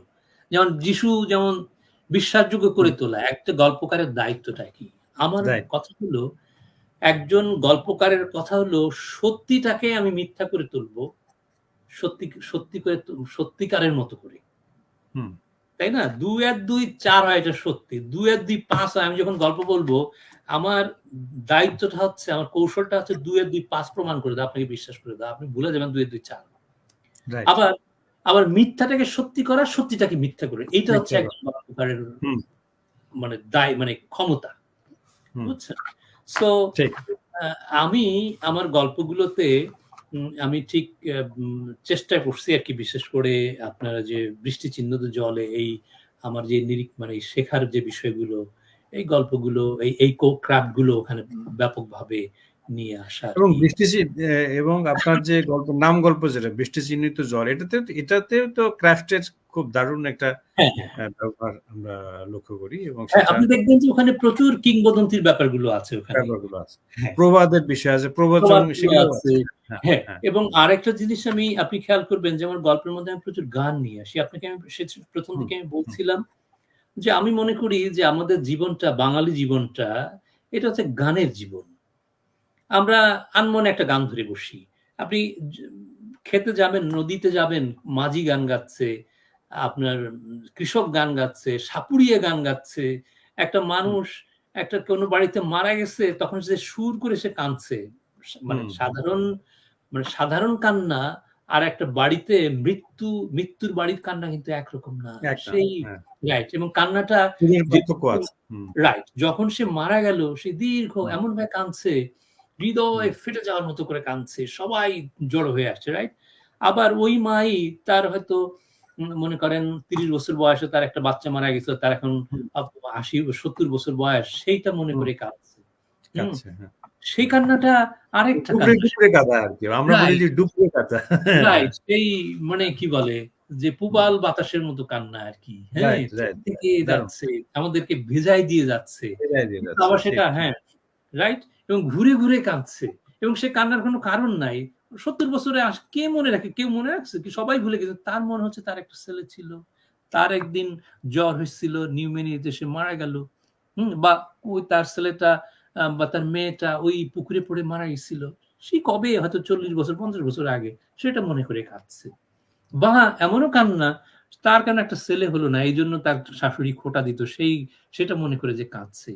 হুম, এবং এটাও কিন্তু কান্না, যেটা আপনার ইন্ডিয়াতে একটা সিনেমা আছে যে রুদালি। হ্যাঁ, রুদালি। হ্যাঁ, হ্যাঁ। রুদালি। হ্যাঁ, গানগুলো সুন্দর। তো রুদালি সিনেমাতে যেমন কান্নার জন্য একদল মানে মেয়ে ভাড়া করা যেত। তারা কান্না করে দিয়ে আসত। হ্যাঁ? তো আচ্ছা। আমাদের দেশে রুদালি নাই ঠিকই। কিন্তু কান্না করত। সবাই এসে পাড়া প্রতিবেশীর ওই কান্নার সাথে যোগ দিত। একজন কাঁদছে, সবাই একটা সংক্রামক। কান্না কিন্তু সবসময় সংক্রামক। বুঝছেন? তো এই কান্না, যেমন ধরেন বরিশালে একটা জিনিস আমি দেখতাম। সেটা হলো বর্ষার সময় দূর থেকে ভেসে আসতো ওই আপনার আ শ্রাবণ মাসে, ভাদ্র মাসে রয়ানি গান। সাপদের নিয়ে এখন ওই যে বাংলাদেশের রাসেল ভাইপারই হচ্ছে না? তা আপনি বরিশালে দেখবেন প্রত্যেকটা বাড়ির পেছনে, পেছনে ছোট মনসার আম আছে। পূজার একটা আছে। ওটা সব সাপকে সাংঘাতিক ভয় করে, পূজাটা যে সম্মান করেই করে। এবং সাপে কাটা আগে ব্যাপার ছিল। তো এই রয়ানি গান হচ্ছে এই সাপকে নিয়ে গান। সাপের সাথে মানুষের জীবন নিয়ে, সাপে কাটা, সাপ থেকে উদ্ধার, সাপের যে শোক, হ্যাঁ? কারণে মারা যায়, এইটা নিয়ে গান। এবং সেটা দীর্ঘ একটা হৃদয় বিদারক একটা গান। অনেক দূর থেকে ভেসে আসতো। বুঝছেন? এটা আমার খুব মজা লাগতো। তো আমার হুম, কাছে মনে হলো যে আমাদের যে গল্প যেটা হওয়া দরকার, সেটা হওয়া দরকার সুরেলা, গীতিময়। হুম, হুম। এবং এইটা হচ্ছে আমাদের মূল ধারা। হ্যাঁ? আমার যেটা মনে হয়। হ্যাঁ, আমরা হ্যাঁ। আমরা যে আমাদের বাংলাদেশের যে গল্প, সেটা হচ্ছে গৌরবে বহুবচন, সেই কিংবদন্তি, সেই হুম, গৌরব করে বলা, বুঝছেন? এবং সেক্ষেত্রে আপনি দেখবেন যে আমাদের গল্পগুলো কেমন বলে যে আ একটা ডিটেইলস মানুষজন বর্ণনা দেয়। ডিটেইলিং টা খুব বেশি। যেমন এমন একজন বলবে একটা চোর ধরা পড়ছে। এখন হুম। চোর ধরা পড়ছে, চোর সম্পর্কে সে যখন বলছে যে দেখে আসছে চোর ধরছে, পিটাইছে ওকে। তখন যে লোক দেখছে সে বর্ণনা করছে এমন যা ছিল না তার থেকে বেশি বলছে। এবং মনে হবে যে আপনি সেখানে উপস্থিত আছেন। ব্যাপারটা এরকম আরকি। অর্থাৎ ডিটেইলিং এর কাজটা যেন নিখুঁত হয়। এই কাজটাও কিন্তু আমাদের খুব দরকার, জরুরি দরকার। যে কারণে আপনি দেখবেন যে আমার গল্পগুলোতে আমি ডিটেইলিং এর কাজটা আমি খুব বেশি করি। হুম, হ্যাঁ? হুম, যতক্ষণ না আমি স্যাটিসফাই হচ্ছি, আমি যখন মনে করেন আ বাষ্ফুল চিকন ধানের কথাটা বলছি, অথবা হুম। আমি যখন মনে করেন বেলি ফুলের কথাটা বলছি, আমার বর্ণনাটা বেলি ফুলের কথাটা এমনভাবে বলবো যেন আমি আপনার নাকে তখন বেলি ফুলের ঘ্রাণটা আপনি পান। আচ্ছা। ঠিক। যখন আমি লক্ষ্মী দিঘার কথাটা বলবো, তখন আমি সুমের কথাটা বলবো। এবং সেই সুরের খোঁচাটা যেন আপনার হাতে যেন লাগে, আমি সেই লাগাতে চাই। যখন আমি কোনো বর্ষা দিনের গল্প বলবো, তখন যেন আপনার শরীরটা ভিজে যায়, মানে সেই বৃষ্টির ঝাপটার মতো, বুঝছেন? মানে ইন্দ্রিয়জ যে অনুভূতিগুলো, সেই অনুভূতিটা যাতে সেভাবে রাইট। গল্প হয়তো এ কারণে আমার গল্পগুলো বড় হয়ে যায়। এ কারণে হয়তো গল্পগুলো বড় হয়ে যায়। আমি এটার মানে এটা আসলে অতিশয় বলাটা খুব ভালো কথা না গল্পের জন্য। এটা উপন্যাসের জন্য। কিন্তু উপন্যাস লেখার মতো তো সময় আমার নাই। সো আমি গল্পের মধ্য দিয়ে উপন্যাসের স্বাদ মিটাই। তাহলে আমরা একটা জিনিস যেটা কুল্লা দাদা, সেটা হচ্ছে যে আমি যেটা বুঝতে পারছি যে আমাদের যেটা, আমি দর্শকদের জন্য বা আমাদের এখানকার যে প্ল্যাটফর্মে যারা আছেন তাদের যে ক্ষেত্রে যেটা বেশি, সেটা হচ্ছে গল্প তাহলে নিশ্চয়ই একটা অর্গানাইজড ব্যাপার আর কি, এবং অবশ্যই, অবশ্যই। অর্গানাইজড ব্যাপার হতে হবে, এবং ক্রাফট সৃষ্টির ক্ষেত্রে যে মুনশিয়ানা, সেটা লেখককে রপ্ত করতে হবে, রপ্ত সেটা করতে হবে। লেখকের থাকে। আপনি যেমন আমি বলি, যেমন ধরেন গান তো আমিও গাই। হুম? এখন আমি আমার গান আমি যদি এখন ধরি, আপনি আমার বন্ধ করে দিবেন। কারণ আমার তো গান হবে না। হ্যাঁ? হ্যাঁ। সো গল্প আপনি বলতে পারেন, কিন্তু গল্প লেখা কঠিন। আপনাকে শিখতে হবে। আপনাকে ধরেন আ আমার ওয়াইফ জামাকাপড় বানাইতে পারে। তার একটা সেলাই মেশিন আছে। সুতা, তারপরে কি বলে, কাপড় সব দিয়ে দেওয়া হলো। আমি কি বানাতে পারবো? আমি পারব না। আমার বউ পারবে। কারণ এটা তাকে শিখতে হয়েছে। সে জানে। আমি ইচ্ছা করলে মানুষের পকেট কাটতে পারবো না। মানুষ আমাকে ধরে ফেলবে। ওটা একটা বিদ্যা। ওটা শিখতে হবে। এটা ক্রাফট। তা যদি তাই হয়, গান আপনার সারেগামা শিখতে হবে, গান শিখতে হবে। না আনলে আপনি গান গাইতে পারবেন না। বুঝছেন? মানে পরিবেশন উপযোগী আপনি গান গাইতে পারবেন না। সেজন্য গল্প পড়ানোর উপযোগী করে এটার জন্য আপনি ক্রাফটটা শিখতে হবে। উইথআউট ক্রাফট আপনি এটা আপনি পারবেন না। হয়, হ্যাঁ, হবে, কিন্তু সেটা দুর্বল গল্প হবে। এবং আপনি দেখবেন, আমি বলি, এটা আমার খুব আমি গল্প পাঠের কারণে আমার প্রচুর গল্প পড়তে হয় বাংলাদেশ, ইন্ডিয়ার বাংলা ভাষার যে গল্পকারদের। এবং আমি তখন খুব হতাশ হই। এত দুর্বল গল্প। আমি জানি তিনি একটা গল্প বলতে চান। হয়তো সে গল্পটা ভালো। কিন্তু জানেন না কিভাবে গল্প বলতে হবে। ফলে দেখা যাচ্ছে যে তার গল্পটা বিচ্ছিন্ন, যে গল্প আর থাকছে না। এলোমেলো কিছু শব্দের বা বাক্যের, হ্যাঁ? তার কোনো পরম্পরা নাই। তার কোনো মানে কোনো টার্গেট ফোকাল পয়েন্ট নাই। তার কোথায় কি বলতে চাচ্ছেন কিছুই নাই। বুঝছেন? উনি বলেই যাচ্ছেন। দ্যাটস নট এ গল্প। এটা আবোল-তাবোল। বুঝছেন? সো আবোল-তাবোল। এটা হবে না। হ্যাঁ? এবং আপনি আপনি আপনি যখন পৃথিবীর সবচেয়ে বিখ্যাত ফিকশন পত্রিকা প্যারিস রিভিউ, মানে সাহিত্য পত্রিকা প্যারিস রিভিউ, দি নিউ ইয়র্কার, আটলান্টিক, রাইট? এই যে পত্রিকাগুলো আপনি যখন পড়বেন, বা পৃথিবীর বিখ্যাত রাইটারদের গল্পগুলো যখন পড়বেন, সেগুলো কিন্তু গল্প। এখন এবং তার মধ্যে ক্রাফট আছে। ক্রাফট ছাড়া আপনি মনে করেন যে মার্কেস গল্প লিখছেন, না, লেখে নাই। বুঝছেন? হ্যাঁ? ওই সালমান রুশদি, তিনি একটা বই লিখলে যে লক্ষ লক্ষ কপি বিক্রি হয়, বা হারুকি মুরাকামি, নেভার।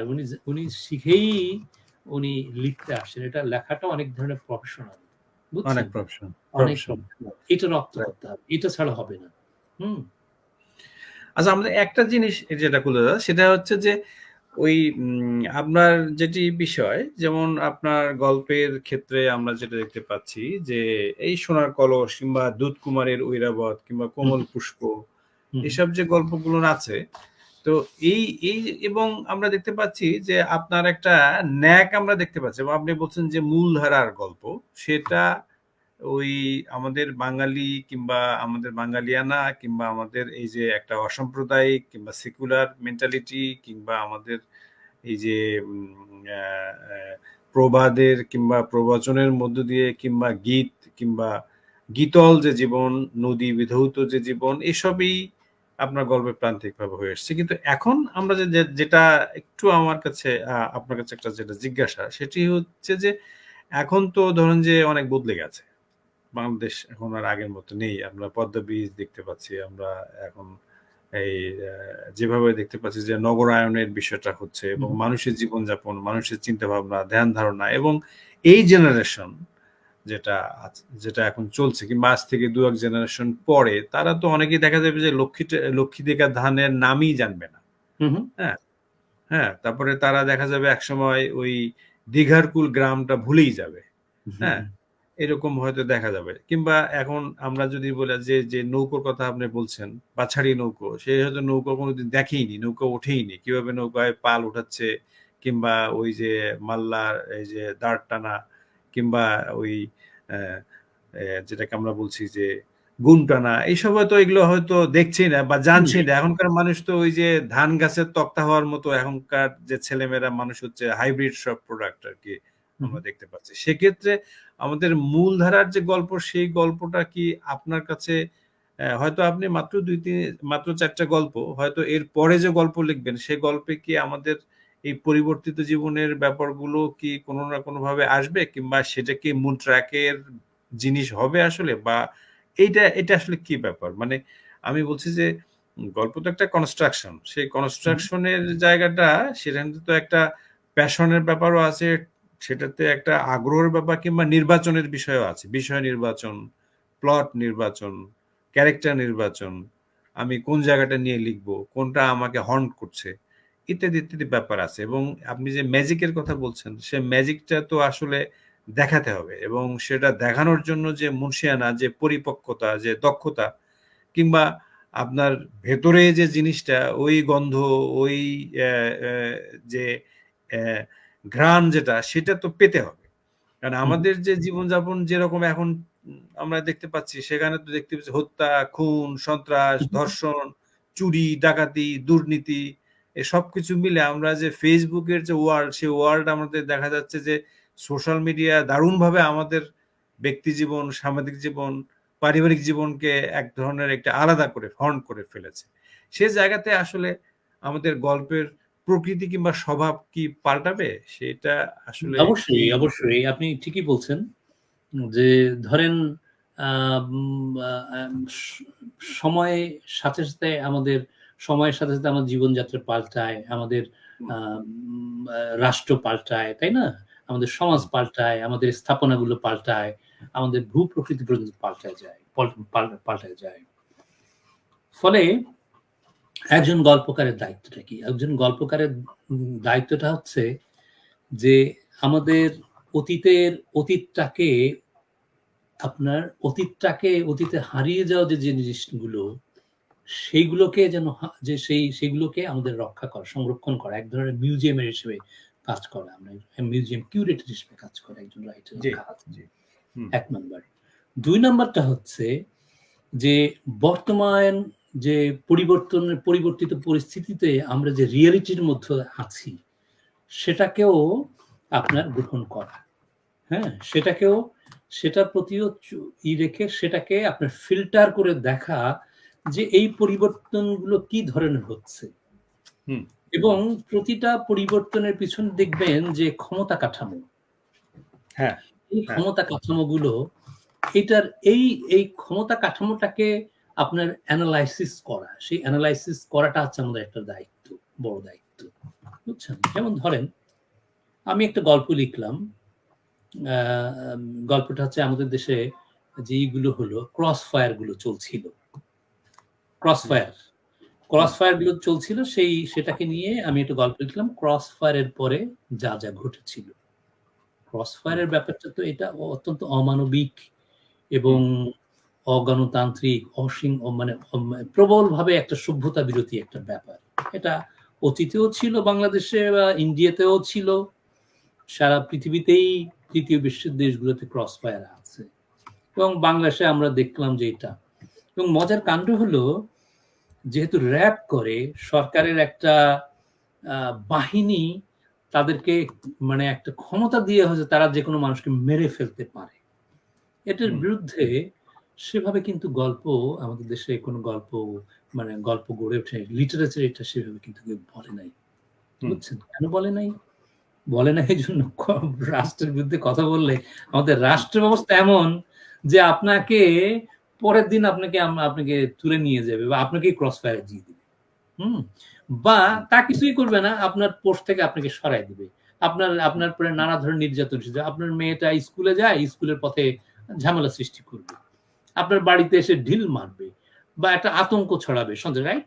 এই কাণ্ডগুলো। ফলে মানুষ কি হচ্ছে, এই ক্ষমতার এরকম ভয়ঙ্কর রূপের কাছে মানুষ একটা এসকেপ করে চলে, বাংলাদেশের মানুষ, যেখানে আমি যে কথাটা বলতে পারি আমাকে বাংলাদেশ থেকে ধরার কোনো উপায় নেই। কিন্তু বাংলাদেশের মানুষকে ধরে ফেলা যাবে, যে বেনজির আহমেদ যখন এই ছিল যে এই ক্রস ফায়ার অমুক বলছে, ধর ওটাকে ধরে নিয়ে ওরে ক্রস ফায়ারে দিয়ে দেয়, হ্যাঁ, এবং বলবে যে হ্যাঁ তিনি একটা স্টোরি তৈরি করে দেবে, তিনি অস্ত্র শস্ত্র নিয়ে তিনি একটা গুদাম তৈরি করছিলেন, সেখানে যে তাকে আমরা একটা কাহিনী ফেলে দিল। রাইট। আমি ক্রস ফায়ার নিয়ে আমি একটা গল্প লিখি, সেটা হলো ক্রস ফায়ারের পরে যা যা ঘটেছিল, ক্রস ফায়ারটা যেটা ঘটছে সেটা নিয়ে আমি গল্প লিখলাম। গল্পে ক্রস ফায়ারটা ঘটে নাই, কিন্তু আমি বলছি যে ক্রস ফায়ার ঘটে গেছে, পরে যা ঘটছে দেখা গেল যে আর্মি মানে র্যাবকে দায়িত্ব দেওয়া হলো অমুক এলাকার এতজন লোকরে তোমরা ক্রস ফায়ার করবা। এখন তারা সেদিন দেখা গেল 15 জন লোককে ক্রস ফায়ার করছে, বুঝছেন? তো এখন এই যে 15 জন যে ক্রস ফায়ার করলো সেই কোনো হিসাব ওদের কাছে আছে এবং তার ডকুমেন্টেশন আছে, কিন্তু দেখা গেল যে একটা গ্রামে মানে একটা ধরেন গ্রাম বলতে হচ্ছে শহরের সড়কের পাশে একটা গ্রামে, সেখানে একটা খালের পাশে একটা হুগলা বন আছে আর কি, সে জলের মধ্যে তো হয়। আচ্ছা, তো এখন সেখানে একটা ডেড বডির মতো দেখা যাচ্ছে। এখন লোক আগে কি করতো, আগে নানা বিষয় চিন্তা করতো যে এখন যেহেতু ক্রস ফায়ার সারা দেশে আতঙ্কের নাম, জনপ্রিয় নাম, যেমন এখন রাসেল ভাইপারের নাম, এখন দড়ি দেখলো মানুষ বলবে ওই যে বোধহয় সাপ মনে করে এটা রাসেল ভাইপার। এখন ডেড বডির মতো দেখা যাচ্ছে, ভোরের অন্ধকার, ভোর তখন হয় নাই, একজন ওখানে বাহ্য করতে গেছে আর কি, এবং সে যখন দেখছে ওখানে পাশে, সে তখন একটা বউ মানুষ, সে এসে তার বউকে বলছে সে ভয় পাইছে। তার বউ এসে দেখে যে হ্যাঁ তাই তো, একটা ডেড বডির মতো মনে হচ্ছে, সে অন্য লোককে ডেকে নিয়ে আসছে, বলছে হ্যাঁ তাই তো, সে তারা বলছে যে এইটা মানুষ, এটা মানুষ না, এটা ক্রস ফায়ারিং ঘটবে, এটা র্যাবে ক্রস ফায়ার করে ফেলে রেখে গেছে। তারপরে কি পুলিশে থানাকে বলা হলো, থানা এসে বললে হ্যাঁ এটা র্যাব করছে। আর র্যাবের কাছে জানানো হলো যখন, র্যাব বলছে যে না আমরা তো ওখানে কোনো ওদের রিপোর্ট খুঁজে দেখে যে ওই এলাকায় কোনো তারা ক্রস ফায়ার করে নাই, বুঝছে? এখন যে গ্রুপে বলছিল যে এই তোরা কি ওখানে ক্রস ফায়ার করছিস, রিপোর্ট তো আসেন, ওখানে বলছে বলে আমরা যখন ক্রস ফায়ার করে একটু বোতল টোতল খেয়ে নিছিলাম, মনে হয় এখানে ক্রস ফায়ার করছি, এটা রিপোর্ট করতে ভুলে গেছি, মনে হয় করছি, ওখানে যাক একটা টিমটা পাঠালো, যাও দেখে আসো। এবং ওখানে যে দেখা গেল ওরাও বলছে হ্যাঁ এটা তো ডেড বডি, এটা ধরে নিচ্ছে এটা ক্রস ফায়ার। আচ্ছা, কে ক্রস ফায়ার? ওই গ্রামের এমক লোকরে খুঁজে পাওয়া যাচ্ছে না, ফলে ধরে নেওয়া হলো যে লিখে নেওয়া হলো ওই লোকটা ওকে ও দুর্বৃত্ত ছিল এবং র্যাব তাকে ক্রস ফায়ার করেছিল, ভুলবশত এটা রিপোর্ট লেখা হয় নাই, ওরা বলে দিল যে হ্যাঁ লিখে নাও। তা এখন ওরা যখন চলে যাবে তখন একটা লোক নামলো যে আসলে ব্যাপারটা কি, বুঝছেন? এখন কাছে যে একটা দুর্গন্ধ আছে, কাছে যে দেখলো একটা বিড়াল মরে আছে, বিড়ালের ডেড বডি গন্ধ আসছে, তারও কাছে যে দেখলো আসলে একটা ওখানে কাছাকাছি একটা সার্কাস আসছিল কিছুদিন আগে, নদীর মধ্যে খাল দিয়ে একটা বড় একটা পুতুল, বুঝছেন, সেটা ভেসে আসছে ওখানে আছে। এখন ঘটনাটা কি, এইটা যখন বলল তখনও র্যাবের লোকজন যায় নাই, ওদের ডেকে নিয়ে আসছে, স্যার এটা কিন্তু মানুষ না, এটা কিন্তু পুতুল। আর যে লোকটাকে আপনারা মেরে ক্রস ফায়ারে মারা গেছে দেখো, সে লোকটাকে খুঁজে ওরা নিয়ে আসছে, তো এই যে সেই লোকটা বলে ডন চুরি, কোনো অসুবিধা নাই, আমরা ওই রিপোর্টটা সংশোধন করব না, যে লোকটাকে মেরে ফেলা হয়েছে নতুন করে লিখছি ওর নামই থাক, ওকে এটাকে জায়েজ করে দিই, ও লোকটা ক্রস ফায়ার করে দিই, ওরা সেই লোকটাকে মেরে ফেললো যে লোকটা ডেকে নেওয়া হলো, বুঝছেন? গল্পটা একটু এই যে ক্রস ফায়ারের যা মানে ক্রস ফায়ারটা ঘটানো হলো নথি ঠিক রাখার জন্য। আপনি চিন্তা করেন যে সেই কামু বা কাপকার জীবনের মতো, যে নথি যা বলবে নথিকে চেঞ্জ করা যাবে না, নথিতে যা লেখা হচ্ছে আগে লেখা হয়নি, কিন্তু এখন আমি লিখলাম যে লোকটাকে মেরে ফেলা হয়েছে, এখন সত্যি সেই লোকটা হাজির হয়ে গেছে, এবং আসলে যে ডেড বডি, সেটা ডেড বডি না, ওটা একটা কি বলে একটা মরা বিড়াল এবং একটা পুতুল। কিন্তু ক্ষমতা বলছে যে না, আমরা যেটা চিন্তা করছি, আমাদের নথি পাল্টাবো না, আমরা এখানে ডেড ওই লোকটাকে মারবো, সেই লোকটা যেহেতু এসে ধরে নিয়ে আসা, ডেকে আনা হয়েছে, ঘুম থেকে উঠানো আনা হয়েছে, সুতরাং ওই লোকটাকে মেরে ফেলো, ক্রস ফায়ারে দিয়ে দেবো, ক্রস ফায়ার হয়ে গেল। এখন দেখেন, এই যে সময়ের সাথে সাথে আমি দূর থেকে লিখলাম, এই গল্পটা যখন লিখলাম, আমার কাছে কালীয় কলম নামে একটা পত্রিকা, তারা এই গল্পটা চাইলো, বুঝছেন? আমি দিলাম, একটা গল্প চাইলো, আমি গল্পটা দিলাম। তো যাই হোক,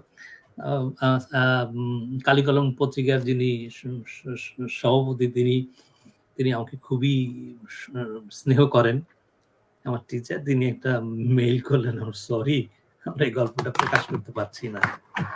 আমাদের সাথে শব্দভার পত্রিকার একটা সুসম্পর্ক আছে, একটা গোপন একটা সম্পর্ক আছে, যে সেটা হলো শব্দঘর পত্রিকাকে আমরা কিছু লেখা সাপ্লাই দিই। জি, সেটা হচ্ছে যে কিছু অনুবাদ আমরা দিই ওদেরকে। আমরা মনে করি যে বাংলাদেশের শব্দঘর সম্পাদক চান যে একটা ভালো কিছু করতে, এবং যেহেতু উনি মানে কি বলে বাণিজ্যিক ভাবে দেখেন না, আমি যতটুকু শুনতে, আমি তো জানি না যে ওনার নিজস্ব পয়সা কড়ি খরচ করেই পত্রিকাটা করেন, যে ফলে ওনাকে যদি একটা সাপোর্ট আমরা দেই, লেখা দিয়ে সাপোর্ট, তাহলে পত্রিকাটা একটা গুরুত্বপূর্ণ হয়ে ওঠে। এবং আমরা প্রচুর ওখানে বিশেষ করে বিদেশি গল্পের অনুবাদ, দীর্ঘ সাক্ষাৎকার, এগুলো আমরা দেই, যেগুলো গল্প পাঠে আপনি দেখেন যে ধরনের লেখা, সেগুলো আমরা। এবং ওরা ঈদ সংখ্যায় মোহিত কামাল উনি আমার কাছে একটা গল্প চাইলেন, আমি গল্পটা দিলাম, উনিও বললেন যে দাদা এই গল্পটা প্রকাশ করা যাবে না, প্রকাশ করলে আমার পত্রিকা বন্ধ করে দেবে। আমি জানি সরকারের সাথে ওনার সুসম্পর্ক, কিন্তু উনিও ভয় পাচ্ছেন, কেউ পাবলিশই করলো না গল্পটা। আপনি চিন্তা করেন, এখন আমরা লিখছি, যেমন আপনি বললেন যে এই যে যেমন ধরেন এখন এই যে বেনজির যে সমস্ত কাণ্ড হচ্ছে, দেখেন বাংলাদেশে অনেকগুলো কাণ্ড ঘটছে এখন, যে আমলাদের দুর্নীতিগুলো ধরা পড়ছে, রাইট? হ্যাঁ, আবার পাশাপাশি আমরা দেখছি রাসেল ভাইপার একটা আতঙ্ক দেখা যাচ্ছে।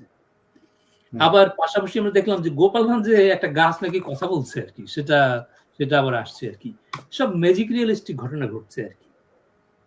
এবং আমরা কি দেখছি? আমরা দেখছি যে বাংলাদেশে মৌলবাদ বাড়ছে, এবং বাংলাদেশে যারা ক্ষমতাটা নিতে চাচ্ছে তাদের অতীত ইতিহাসটা অতি ভয়ঙ্কর, এবং যারা ক্ষমতায় আছে তারা দেখা যাচ্ছে ক্ষমতায় থাকার জন্য হেন ধরনের অপকর্ম নাই, করাপশন নাই, এবং গণতান্ত্রিক প্রতিষ্ঠানকে, ভোট ব্যবস্থাকে ধ্বংস করে সমস্ত কাণ্ডগুলোই করছে, মৌলবাদকে তারা প্রশ্রয় দিচ্ছে, মৌলবাদী খুব বেশি, রাইট? এগুলো তো রিয়েলিটি, এগুলো নিয়ে লিখতে হবে। এবং দেখেন এই যে ফেসবুককে কেন্দ্র করে যে ধরনের আপনার সেকুলারদের পরে, লালনপন্থীদের উপরে, আপনার কি বলে সংখ্যালঘুদের পরে যে বিভিন্ন ধরনের নিপীড়ন, নির্যাতন যেগুলো হচ্ছে, সেগুলো কিন্তু আমাদের এগুলো লেখার মধ্যে আসার দরকার। এগুলো আমাদের ঘটনার বাইরে যাবে না, তাই না? হ্যাঁ, সো এবং আপনি দেখেন একটা অদ্ভুত কাণ্ড, আমি খুব চিন্তা করি যে কত ম্যাজিক রিয়েলিস্টিক গল্প, যে মতিউর রহমান নামে একজন লোক, তিনি ধরা পড়লেন, তিনি শিষ্টাচার, মানে তিনি খুব সহি অফিসার ছিলেন রাজস্ব বিভাগে, রাইট? শীর্ষ কর্মকর্তা। একটা ছাগল, কিন্তু তারে কেউই ধরতে পারে নাই, 4 বার দুদক তাকে ধরতে পারে নাই, তাকে ক্লিন চিট দিয়ে দিচ্ছে, কিন্তু একটা ছাগল কাণ্ডে ছাগল কিনতে গিয়ে তো দেখেন কত, মানে আমাদের দেশে এই যে উপাদানগুলো রয়ে গেছে, রাইট? এটা তো হালামনের ডেভেলপমেন্ট, রিয়েলিটি। এই যে ক্ষমতার কে বিভিন্নভাবে ব্যবহার করা একজন গল্পকারের কথা সাহিত্যের দায়িত্ব, কিন্তু এগুলো খুঁজে বের করে লেখা। আমি বিশ্বাস করি এর যে কোনো একটা বিষয় নিয়ে লিখলেই এটা গ্রেট লিটারেচার হয়ে উঠবে, যেটা আপনার দক্ষিণ মানে আফ্রিকান লিটারেচার বা লাটিন লিটারেচার করছে। কিন্তু আমরা যেভাবে হোক না কেন, আমাদের বাংলাদেশে ঘটে যাওয়া এই যে গ্রেট ইনসিডেন্টগুলো, ভয়ঙ্কর ঘটনাগুলো বা মহান ঘটনাগুলো, এগুলো নিয়ে কিন্তু আমরা লিখতে যাই নাই, বুঝছেন? এগুলো প্রত্যেকটা গ্রেট নয়, আমরা লিখি আরে কি কাণ্ড, ওই একটা মেয়ে যে ধরেন মনে করেন আমাদের ইমদাদুল হক মিলন, কেমন তোমার ভালোবাসা, হোয়াট ইজ দিস? তারপরে হুমায়ুন আহমেদ, আমি মনে করি যে উনি আমাদের দেশের বাংলা লিটারেচার একজন গ্রেট স্টোরি টেলার, টেলার, কিন্তু উনি প্রথম ২-৩টার বেশি উনি আর গ্রেট স্টোরি লিখতে পারেন, উনি বাণিজ্যের দিকে চলে গেলেন এবং সেগুলোর কোনো অর্থহীন, বুঝছেন, একটা পড়লেই যথেষ্ট। ক্ষমতা কাঠামোর বা ইতিহাসের বিশ্লেষণমূলক কোনো ব্যাপার কিন্তু তার মধ্যে নাই, আমরা পাই না। মনে করেন যে আপনার আপনার যে কি বলে কিছুদিন আগে মারা গেল আপনার কালভিনো না, তো ওনার একটা গল্প, কিংবা ধরেন মার্কেজের গল্প, আমি একটু ফোন করতে চেয়েছিলাম যে গল্পটা, সেখানে কি হচ্ছে যে হাজবেন্ড হচ্ছে একজন জাদুকর, ওয়াইফ হচ্ছে একটা জায়গায় একটা রেস্টুরেন্টে কাজ করে, তো বোধহয় কোথায় কাজ করে, তো সে অফিস থেকে তাড়াতাড়ি করে তার হাজবেন্ডের একটা জাদুর প্রদর্শনী আছে, সেখানে তাকে হেল্প করবে। সে ভুল করে একটা পাগলদের একটা গাড়িতে উঠে পড়ছে। এখন পাগলদের গাড়িতে উঠে পড়ার পরে এখন সেখানে সবাইকে ঘুম পাড়ায় রেখা সে বলছে যে আমি আসছি, আমার গাড়িটা নষ্ট হয়ে গেছে, আমাকে কোথাও নামায় দাও, আমি একটা ফোন করবো, একটা ফোন কলে ওখানে নামায় দাও। তা বলছে ঠিক আছে। এখন ওরা মনে করছে, বাসের লোক মনে হচ্ছে এটা পাগল, বুঝছেন, ওকে নিয়ে পাগলা গারদে নিয়ে গেছে। এবং কি হচ্ছে, এবং ও বলছে হ্যাঁ কোনো অসুবিধা নেই, তোমাকে ফোন করবে, আগে চলো ভিতরে চলো, এবং ওকে ভিতরে নিয়ে যায়, ওকে পাগলদের মতো ট্রিট করে, ওকে এমন ভাবে করা হচ্ছে, ও কোনোভাবেই ওকে ফোন করতে দেওয়া হচ্ছে না, ওকে রেপ করা হচ্ছে, ওকে নির্যাতন করা হচ্ছে, সমস্ত কিছু করা হচ্ছে টোটাল। এবং তার হাজবেন্ড যখন আসলো, হাজবেন্ডকে সে মনে করছে যে সে তার হাজবেন্ড একমাত্র লোক, সে তাকে বুঝবে, সে তো পাগল না, সে কিন্তু বুঝবে। এবং সে ফুল আজকে সে চলে যাবে নর্মাল লাইফে। এবং তার হাজবেন্ড বললো চলো যাই, বলে না ডাক্তার বলছে আর কিছুদিন থাকো, আর কিছুদিন মধ্যে থাকলে তুমি পরিপূর্ণ তোমার সুস্থ হয়ে যাবে, তখন তোমাকে নিয়ে যাবো। এটা কি? এটা তো একটা আমাদের রাষ্ট্র কাঠামোর যে আমলাতান্ত্রিক সিস্টেম, যে কাপকায়াস, এটা তো তাই, এটা তো তাই, রাইট? এখন আমরা কেন এই ধরনের গল্পটা আমরা লিখতে পারি না? আমাদের গল্প দেখেন, আমরা সরাসরি আমলাতান্ত্রিকতাতে নিয়ে আসে নাই, কিন্তু একটা সিস্টেমের মধ্য দিয়ে আমাকে দেখাই দিচ্ছে সেই আমাদের সিস্টেম কি, আমাদেরকে অন্ধ করে দিচ্ছে, পাগল হিসেবে তৈরি করছে। রাষ্ট্র বলছে তুমি পাগল, সে পাগল হয়ে যাচ্ছে, রাইট? কিন্তু আপনি দেখেন যে আমাদের প্রচুর বইমেলাতে প্রচুর বই বেরোয়, আমি প্রচুর পড়ি, কিন্তু কেবলমাত্র আমাদের দেশে এখন আমি মনে করি সৈয়দ মঞ্জুর ইসলাম স্যার, ওয়াসি আহমেদ, এদের আমি অন্ততপক্ষে এই দুজনের নাম আমি করতে পারি যারা এই সময়টাকে ধরে তারা লিখতে পারেন, এবং মানে এদের হাতে এটা ক্রাফটকে জানেন, এবং তারা গল্প, তাদের মেধা আছে, এবং জানেন যে কোন ঘটনা মধ্যে গ্রেটনেস আছে এবং ঘটনাকে ধরে একটা গল্পকে করে তোলা যায়, সেটা তারা জানেন।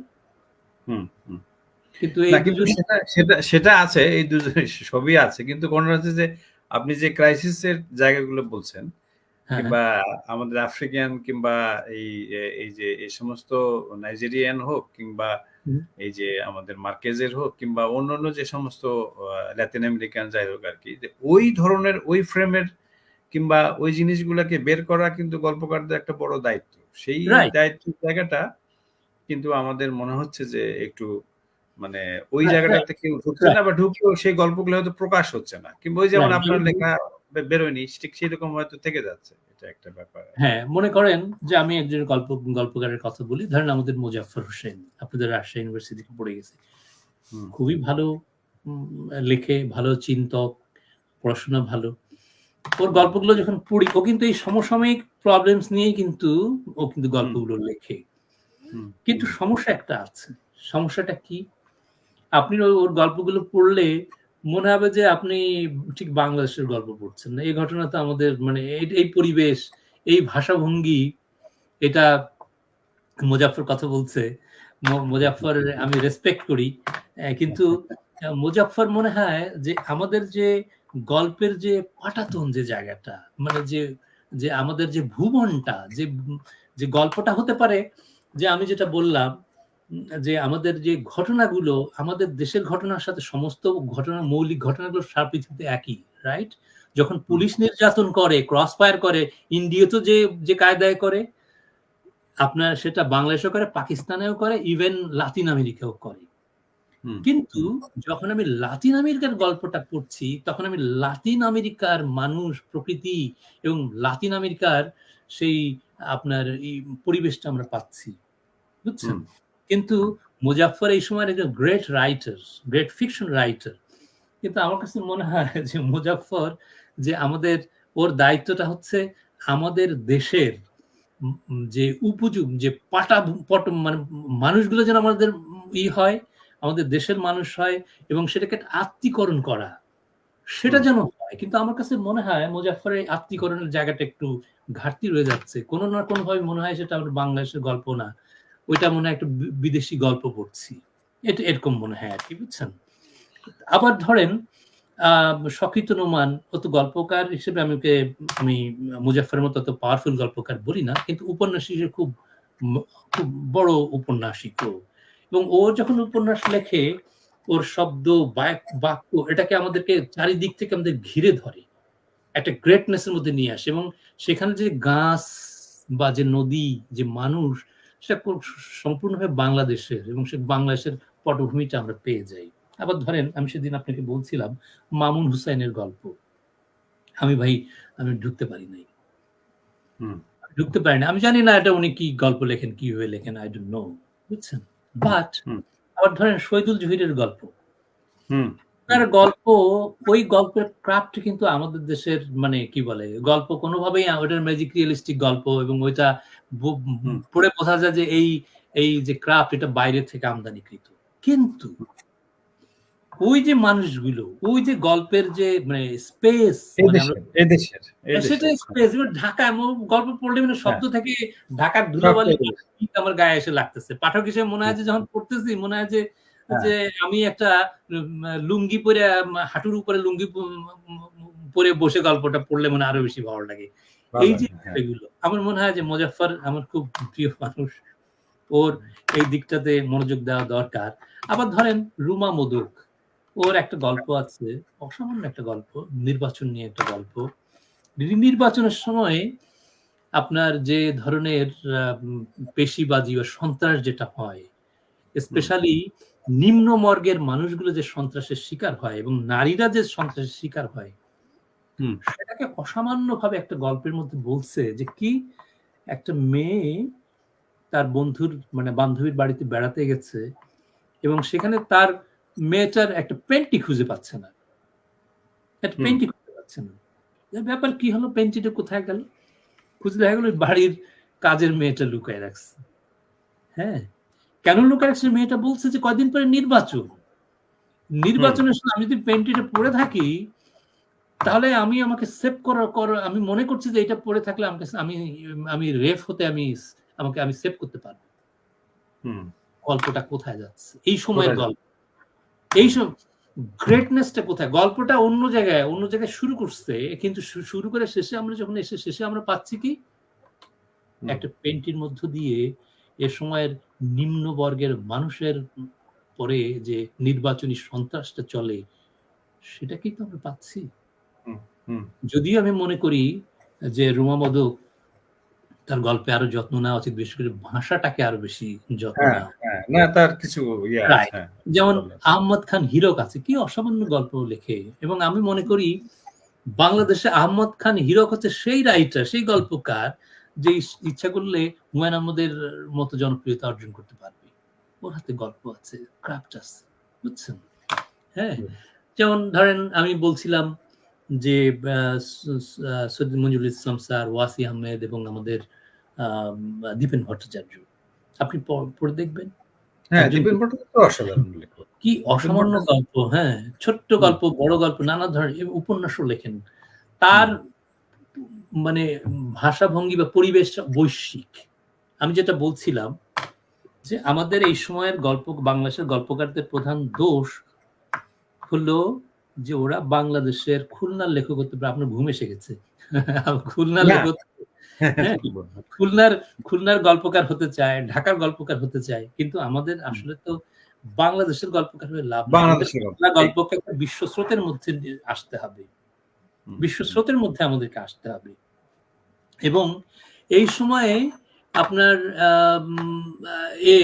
আপনার কি বলে যে যারা লিখছে তাদের সাথে হুম, আমাদের গল্পকে সেই মর্যাদায় সেই অবস্থানে নিয়ে আসতে হবে। সেজন্য কি করতে হবে? আমাদের প্রচুর পড়তে হবে। আমার ধারণা যে মুজাফফরের যে পড়াশোনা, সে ধরনের পড়াশোনা মানে বাংলা সাহিত্যের পাশাপাশি বিদেশি সাহিত্যের যে বিপুল পাঠ এই সময়ের লেখালেখি সেটা আমাদের দরকার। সেটা আমাদের দেশে এটা ঘাটতি আছে। এবং আরেকটা সমস্যা হলো যে আমাদের বাংলাদেশের মানুষ তো ইংরেজি ভাষাটা জানে না। হুম, বাংলা ভাষা খুব কম লোকই জানে। ধরেন ইউনিভার্সিটি থেকে পাশ করে আসছে, ইভেন ইংরেজি ভাষা থেকেও পড়াশোনা করছে, কিন্তু লিটারেচার পড়ার মতো ভাষাটা সে জানে না, সে অভ্যস্ত না। ফলে তারা কি করে? অনুবাদ হুম। পড়ে। এই অনুবাদগুলো এত দুর্বল, বুঝছেন? হ্যাঁ। বাংলাদেশের অনুবাদগুলো এত দুর্বল, আমি কি বলবো? যে আমার তো অনুবাদ গুলা যেটা বেশি আমাদের এই মানে অনুবাদ পড়লেই মনে হয় যে ট্রান্সলেটর ইজ এ ট্রেটর, এরকম একটা জায়গায় চলে যায় তা তো প্রথম বটেই। যে মনে করেন, রাইট। হুম, মনে করেন হ্যাঁ, মনে হ্যাঁ, করেন স্টারবাক লিখলো, জি, হ্যাঁ, একজন লিখলো যে স্টারবাকে আমি চা খেতে যাচ্ছি, রাইট? এখন বাংলা অনুবাদক, একজন অনুবাদক আমাকে অনুবাদ করে আমাকে পাঠাচ্ছে, ওই যে বাক, হ্যাঁ, ওই যে আমাদের স্টার তো তারা, আর বাঘ বানাইছে হচ্ছে ঘোল টল্লি করে যে বাঘ, বুঝছেন? আচ্ছা, হ্যাঁ, হ্যাঁ, তারার, হ্যাঁ, কাঁধে তারা বয়ে নিয়ে যে, বাকে তারা কাঁধে নিয়ে এসে চা খাইতে যাচ্ছে। দ্যাট ইজ দি অনুবাদ। সো তো এইভাবে তো হবে না। আমাদের দক্ষ অনুবাদ রিয়েলি যারা মানে হুম, সাধারণ ইংরেজি বলে, গ্রামাটিক ইংরেজি আর লিটারেচারের ইংরেজি তো এক না। আলাদা, অনেক আলাদা, পার্থক্য হ্যাঁ, আছে। অবশ্যই হ্যাঁ? অনেক পার্থক্য। তো সেগুলো করতে আমি অনেক বেশি বকবক করে ফেললাম। না, না, না, না, খুব ভালো লাগছে আমাদের গুরুদাদা। যেটি বিষয় সেটি হচ্ছে যে আমি আরেকটা জিনিস একটু, আমাদের সময় অনেক হয়ে গেছে। তারপরেও যেটা বিষয় যে আপনার গল্পের ক্ষেত্রে যেটা বিষয় যে আমরা একটু অনেক ক্ষেত্রে যে আপনি ক্রাফটের কথা বলেছেন, স্ট্রাকচারের একটা ব্যাপার গল্পের মধ্যে আছে। সেখানে অনেক ক্ষেত্রে দেখছি আপনি এই চিঠিপত্র ব্যাপারটাও এসছে আপনার গল্পে অনেক সময়।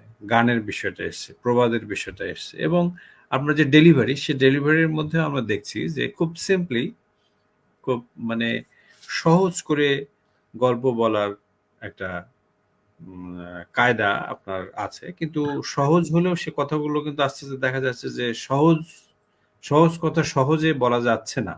এবং বা মানে এক পর্যায়ে গিয়ে দেখা যাচ্ছে যে আঞ্চলিক ভাষা, একটু ডায়ালেক্ট সেগুলোও মাঝে, মাঝে ঢুকে যাচ্ছে। এই যে সবকিছু মিলিয়ে গল্পের যে জমিনটা তৈরি হচ্ছে, সেইটা আসলে আমরা পড়ছি, পড়ে অবশ্যই সেটা উপভোগ্য এবং আস্বাদনযোগ্য, সেটা ঠিক আছে। কিন্তু আপনি এই যে গন্ডি বিবির জুতা পাখি হুম, হুম। যে গল্পটা আছে, তো এই গল্পের মধ্যেও আমরা দেখতে পাচ্ছি যে মাঝে, মাঝে আপনার গল্পের মধ্যে ওই পলিটিক্যাল ক্রাইসিস গুলো কিন্তু নানাভাবে আবার এসছে। যেমন একটু আগে আপনি 74 এর দুর্ভিক্ষের বিষয়টা বললেন। তারপরে মুক্তিযুদ্ধের প্রসঙ্গ এসছে। 47 এর পার্টিশনের বিষয়টাও কিন্তু আপনার লেখার মধ্যে আমরা দেখেছি, সেটাও এসছে এবং এগুলোর সাথে আপনার জীবনের একটা সংযুক্তিও আছে এবং সেটাকে আপনি যখন গল্প বলছেন, বলার ভেতর দিয়েই একেবারেই খুব মার্জিতভাবে এবং যতটুকু খুব সংযমের সাথে, সংযমের ব্যাপারটাও আমি অনেক গল্পের মধ্যে সেটা লক্ষ্য করেছি। যেমন এই যে উম আ আ গন্ডি জুতা পাখির মধ্যে আপনার দেখা যাচ্ছে ১, ২, ৩, ৪ করে ভাগও করেছেন। গল্পের বিভিন্ন রকম ওই আ আ ১, ২, ৩ মতি বিবির বৃত্তান্ত। ৪ এ দেখা যাচ্ছে যে আ ওই আ লখনৌ আ গন্ডি বাইশ, বিবির মুজিরের কথা, হ্যাঁ, এই সমস্ত এটা আপনি বলছেন আরকি। এবং এটা কিন্তু এক ধরনের আমাদের মুসলিম যে জীবনযাপন কিংবা নানা রকম ব্যাপারগুলো মুজরো এবং অ্যা এগুলো কিন্তু এসছে। ফলে আমরা একটা জিনিস আমি যেটাতে একটু শেষ করতে চাই, শেষ প্রশ্নটাই এটা। সেটা হচ্ছে এইরকম যে এই যে সহজভাবে আপনি যে গল্প লিখছেন এবং আমাদের এই যে একটু আগে আপনি শহীদুল জহির বললেন কিংবা আমি আমরা যদি ওয়াসি কিংবা সৈয়দ মনজুরুল ইসলাম তাদের গল্পের দিকে তাকাই কিংবা ইমতিয়াজ শামীম সেও তো লিখছে তার দিকেও যদি আমরা দেখি হ্যাঁ, তো আপনার মশিউলকেও কিন্তু ধরতে হয়। মশিউলও হ্যাঁ কিন্তু ভালো মশিউর আলম লেখে না। কিন্তু হ্যাঁ আমার মনে মশিউর হয় যে মশিউল লিখতে যে ঠিক গল্পটা মানে তৈরি করতে পারেন না। আমার যেটা মনে হয় যে গল্প থেকে সরে যান। শুরুটা করে শেষ হয়ে যায় আরকি। হ্যাঁ। তো এটা যখন হচ্ছে তো এগুলো এটার ক্ষেত্রে যেটা বিষয় যে এখান থেকে কিন্তু আপনি আমি জিনিসটা একটু কম্পারিজনের মধ্যে আনছি এই কারণেই যে মানে এই যে সহজ যে বিষয়টা এত যেমন আমি একটু যদি বলি সেন্ট মথুরানাথ সরকারের আদি বাড়ি ছিল যশোরে, জন্ম এত সালে 1860 সালে হিন্দু কলেজ হতে স্নাতক হয়েছিলেন। সে সময়ের ফরিদপুরের জেলা ম্যাজিস্ট্রেট মিস্টার ওয়েলেসলে সে কলকাতার মিশন কর্তৃপক্ষের এই এলাকায় একজন মিশনারি পাঠানোর জন্য আবেদন করেন, কিন্তু সে ঘটনাটি কেউ জানেনি। এই যে সহজ করে বলা এবং সহজ বলাটা কিন্তু সহজেই থেকে যাচ্ছে, কিন্তু ভিতরে প্রচুর হিউজ ম্যাটার্স মানে তৈরি করছে এবং ক্ষুদ্র ক্ষুদ্র গল্প তৈরি করছে। এটা কিন্তু অন্যদের মধ্যে কিংবা একটু যারা এটা কি আসলে একটা ব্যাপার আমি একটু জানতে চাইছি। আপনি তো দীর্ঘদিন আমেরিকায় আছেন এবং প্রবাসী মানুষ হিসেবে আপনার লেখার যে এক ধরনের এই যে দোলা এবং যেটা আমরা বলবো যে সিম্পলি যে চলে যাচ্ছে, স্রোতের মতো যাচ্ছে চলে, সেখানে কোনো কিছু আটকাচ্ছে না এবং বাধাহীন। তো এই জিনিসটা কিন্তু আমাদের এখানে যারা লিখছে তাদের মধ্যে আমার মনে হয় যে একটু খটখটে, একটু কর্কশ কিংবা একটু পেঁচানো, একটু নাগরিক কিংবা একটু কিছু ইংরেজি শব্দ দিয়ে কিছু ইত্যাদি ইত্যাদি হচ্ছে। এই ডিফারটা কিভাবে মানে আপনার কাছে এই জিনিসটা কিভাবে দেখছেন আপনি এবং আপনি কিভাবে এই জিনিসটার এই মন্ত্রটা কি আর কি এটা যদি একটু আমাদের সংক্ষেপে আমি মন্ত্র জানি না। সেটা হলো আমি মনে করি যে ভাষাটা হচ্ছে ভাবের বাহন, একটা কমিউনিকেশন। হ্যাঁ, মানে আমি ভাষা লিখি না, আমি লিখি হচ্ছে ভাবকে লিখি, আমি একটা গল্প লিখি। এখন একটা গল্পকে, একটা ঘটনাকে আমি এটাকে আমি একটা গল্প তৈরি করে সেটা আমি বলতে চাই। এবং আমার বলছিলাম যে আমার যে ঠাকুমা ছিলেন, রাতে ওনার কাছে ঘুমাতাম, উনি গল্প শোনাতেন এবং আমাদের পূর্বপুরুষদের দেখা গেল যে উনি 14 পুরুষের গল্প বলতেন। আমার তো ঠাকুরদাই ছিল, তার বাবা এই ছিল, তার এবং দেখা যাচ্ছে যে আমি যে মানুষটা, সে মানুষটা যেন আমি না। আমার সাথে 14 পুরুষ, আমি তার স্তরে স্তরে আছি, একটা স্তরে, বুঝছেন? হ্যাঁ, একটা অর্থাৎ আমি বহন করছেন, একটা আপনি বহন করছেন। চলে আসছি, বুঝছেন? হ্যাঁ, ফলে ঘটতেছে কি? আমি যখন একটা গল্পটা বলছি, আমি যখন আমার কথাটা বলছি, সেটা আমি গল্প বলতে চাচ্ছি, সেটা যেন যে কেউই সেটা যেন বুঝতে পারে। এবং বোঝার ব্যাপারটা হলো, আপনি যদি দীর্ঘ বাক্য বলেন, সেটা কিন্তু মানুষ এতটা মনে রাখতে পারে না। বুঝছেন? আপনি যে ছোট্ট, ছোট্ট বাক্যে যদি বলেন এবং সেই বাক্যে যে ঘটনাটা বলতে চাচ্ছেন সে অনুযায়ী ধরেন, আমি কিন্তু কমা, সেমিকোলন এগুলো ব্যবহার করিই না বলা যায়। হ্যাঁ, হ্যাঁ। আমি করিই না। বুঝছেন? একদম। হ্যাঁ, ছোট, ছোট রাইট। আমি ৩ টা ৪ টা বাক্যে একটা দাঁড়ি। হ্যাঁ। রাইট, একটা দাড়ি করে দেই। একটা দাঁড়ি। হ্যাঁ। রাইট। খুব বেশি একটা কমা হয়তো সে বলল, একটা কমা দেই। হ্যাঁ, অথবা একটা ড্যাশ দেই। এর বাইরে সাধারণত আমি ওইভাবে ব্যবহার করি না আরকি, বুঝছেন? কারণটা হলো কি, বাক্যের কাঠামোর মধ্য দিয়ে যে বলাটা, যেমন ধরেন আমরা বাংলাদেশের সংগীতের সাথে ইন্ডিয়ান সংগীতের, বোম্বে সিনেমারই বা ইন্ডিয়ান সংগীতের পার্থক্যটা কি? বাংলাদেশের যে একটা গান, হ্যাঁ, আমি বন্দি কারাগারে, সে গায়েই যাচ্ছে, এটা আবেগ ঢেলে দিচ্ছে। কিন্তু আপনার যখন আপনি ধরেন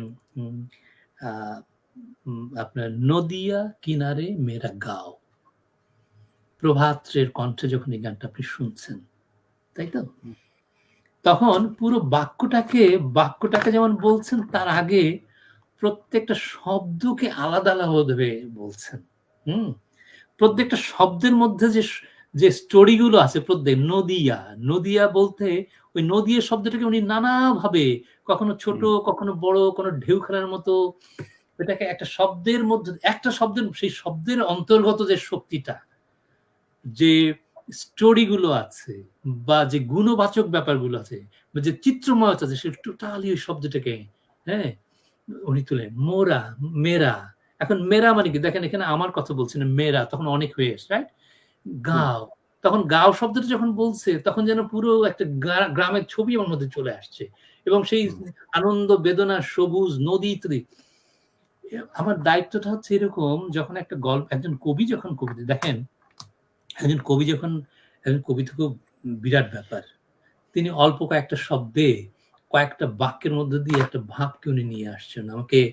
আমার সমস্ত শরীরে একটা ভালো কবিতা যখন ধরেন নবনী বাড়ি আছো, যখন আমরা এই কবিতা, ছোট্ট একটা কত 13-14 লাইনের একটা কবিতা, তাই না?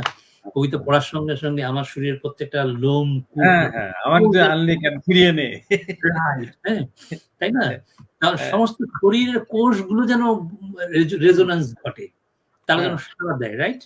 তার মানে কি? মানে হচ্ছে প্রতিটা শব্দকে আমি আলাদা, উনি কবি প্রতিটা শব্দকে বেছে বেছে সেনে সেনে নিয়ে আসছেন, সেকে নিয়ে আসতেছেন। তো আমার যখন ভাবকে, যখন আমি শব্দ এবং বাক্যের মধ্যে দিয়ে প্রকাশ করি, ফলে আমি তো সেভাবেই নির্বাচিত শব্দ, আমার ওই ভাবটাকে, ঘটনাকে বলার জন্য যে ধরনের মানে বাক্য শব্দ দরকার, আমি সেভাবেই করব। কখন মনে হবে দাঁড়া, অনেক দূর থেকে সে দূরে হেঁটে যাচ্ছে, তখন একটু একটু বড় শব্দ দিলাম, সামনে একটা নদী। যখন সে দূরে হেঁটে যাচ্ছে, আমি 4টা বাক্য ব্যবহার করলাম, রাইট? হঠাৎ করে বা আরো 4টা শব্দ ব্যবহার করলাম, হয়তো আরো শব্দ, হ্যাঁ, সে অমুক জায়গা থেকে এসে অমুক হেঁটে যাচ্ছে, হয়তো 10টা শব্দ ব্যবহার করলাম। সামনে হঠাৎ একটা নদী। এখন আমি সামনে একটা নদী, তার নাম অমুক, আমি সেটা বলবো না, ওখানে সামনে একটা নদী, তার মানে নদী দেখে সে থেমে গেল। এই থেমে দেওয়ার এই 2টা শব্দের মধ্যে দিয়ে আমি ওটা থামাই দেওয়ার চেষ্টা করব। অর্থাৎ ওই যে রাগ সঙ্গীতের মতো আমি এরকম একটা ব্যবহার, প্রত্যেকটা শব্দকে স্ট্রাকচারটাকে আমি সেভাবেই করতে চাই আর কি। এটা একটা ব্যাপার। এটা আমি একটা জবাব দিলাম। আরেকটা ব্যাপার হলো, আমাদের অনেক শব্দ তো হারায় যাচ্ছে, অনেক শব্দ হারায় যাচ্ছে, যেগুলো আমাদের মা বলতো, আমাদের আমার ঠাকুরদারা বলতো, আমাদের চাচি বলতো, রাইট? যেমন ফল্লারে ডাক দেই, ফল্লা দপনা, এই শব্দটা আমরা হারাই গেছে, এটা নাই আর। হ্যাঁ, আচ্ছা, এখন ফল্লা তার নাম সে নিতে যাচ্ছে না, হয়তো বয়োজ্যেষ্ঠ কোন লোক, তার বলছে ফল্লা, যেহেতু গুরুজনদের নাম, ফল্লারে ডাকো, বা অমুকের বাপরে ডাকো, নিজের, রাইট? হ্যাঁ, বা তার নিজের নামটা, আমি কিছুদিন আগে একটা সাক্ষাৎকার দেখে, বুড়ি মহিলা, তার 90 বছর বয়স, তাই বলছে তোমার নাম কি? বলে তা তো জানি না। বলে কেন? আমার নাম একটা ছিল বটে, বিয়ে হওয়ার পরে তখন বলতো অমুকের বউ, বাচ্চা হওয়ার পরে বলতো যে হ্যাঁ অমুকের মা, হ্যাঁ, এখন বাচ্চার, তার যখন বাচ্চা হতো অমুকের দিদিমা, অনেকের দাদি, এখন আমি দাদি হয়ে গেছি, এখন আমার কি নাম ছিল আমি ভুলে গেছি। এই যে বিষয়গুলো, আমাদের যে পরম্পরা যেগুলো, এগুলোকে হারায় যেতে, সেগুলোকে বাঁচায় রাখো কিন্তু আমার দায়িত্ব আছে। ফলে আপনি দেখবেন আমার গল্পে এরকম অনেক লোকাল ল্যাঙ্গুয়েজ গুলো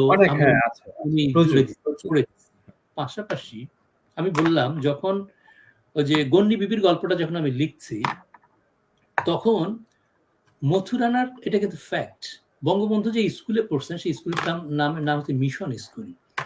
সেই মিশন স্কুলটা প্রতিষ্ঠা করছিলেন সেন্ট মথুরানাথ, এবং সেটা সেই স্কুলটা পরবর্তী সময়ে আপনার নাম হয় হচ্ছে আরেকটা স্কুলের সাথে যুক্ত হয়ে সীতানাথ মথুরানাথ স্কুল, সেই স্কুলে আমি পড়ছি। আর মূল মিশন স্কুলের জায়গাটাতে সেটা একটা কলেজ হলো কায়েদ আজম মেমোরিয়াল কলেজ, পাকিস্তান আমলে। দেখেন, পরে বাংলাদেশ আমলে সেটা তো বঙ্গবন্ধু কলেজ। এখন এই সেন্ট মথুরানাথকে যখন আমি গল্পে নিয়ে আসছি, তখন আমি সেই সময়ের উপযোগী করে তখন আমি শব্দ, বাক্য বা ডকুমেন্টস গুলো হাজির করার চেষ্টা করছি, এবং যে অংশটা আপনি পড়লেন সেটা মনে হবে না যে গল্পের কোনো অংশ, সেটা মনে হবে যে কোনো একটা তথ্য আমি একটা ইতিহাসের একটা বই থেকে আমি নিয়ে আসছি, পাঠ থেকে নিয়ে আসছি, তাই না?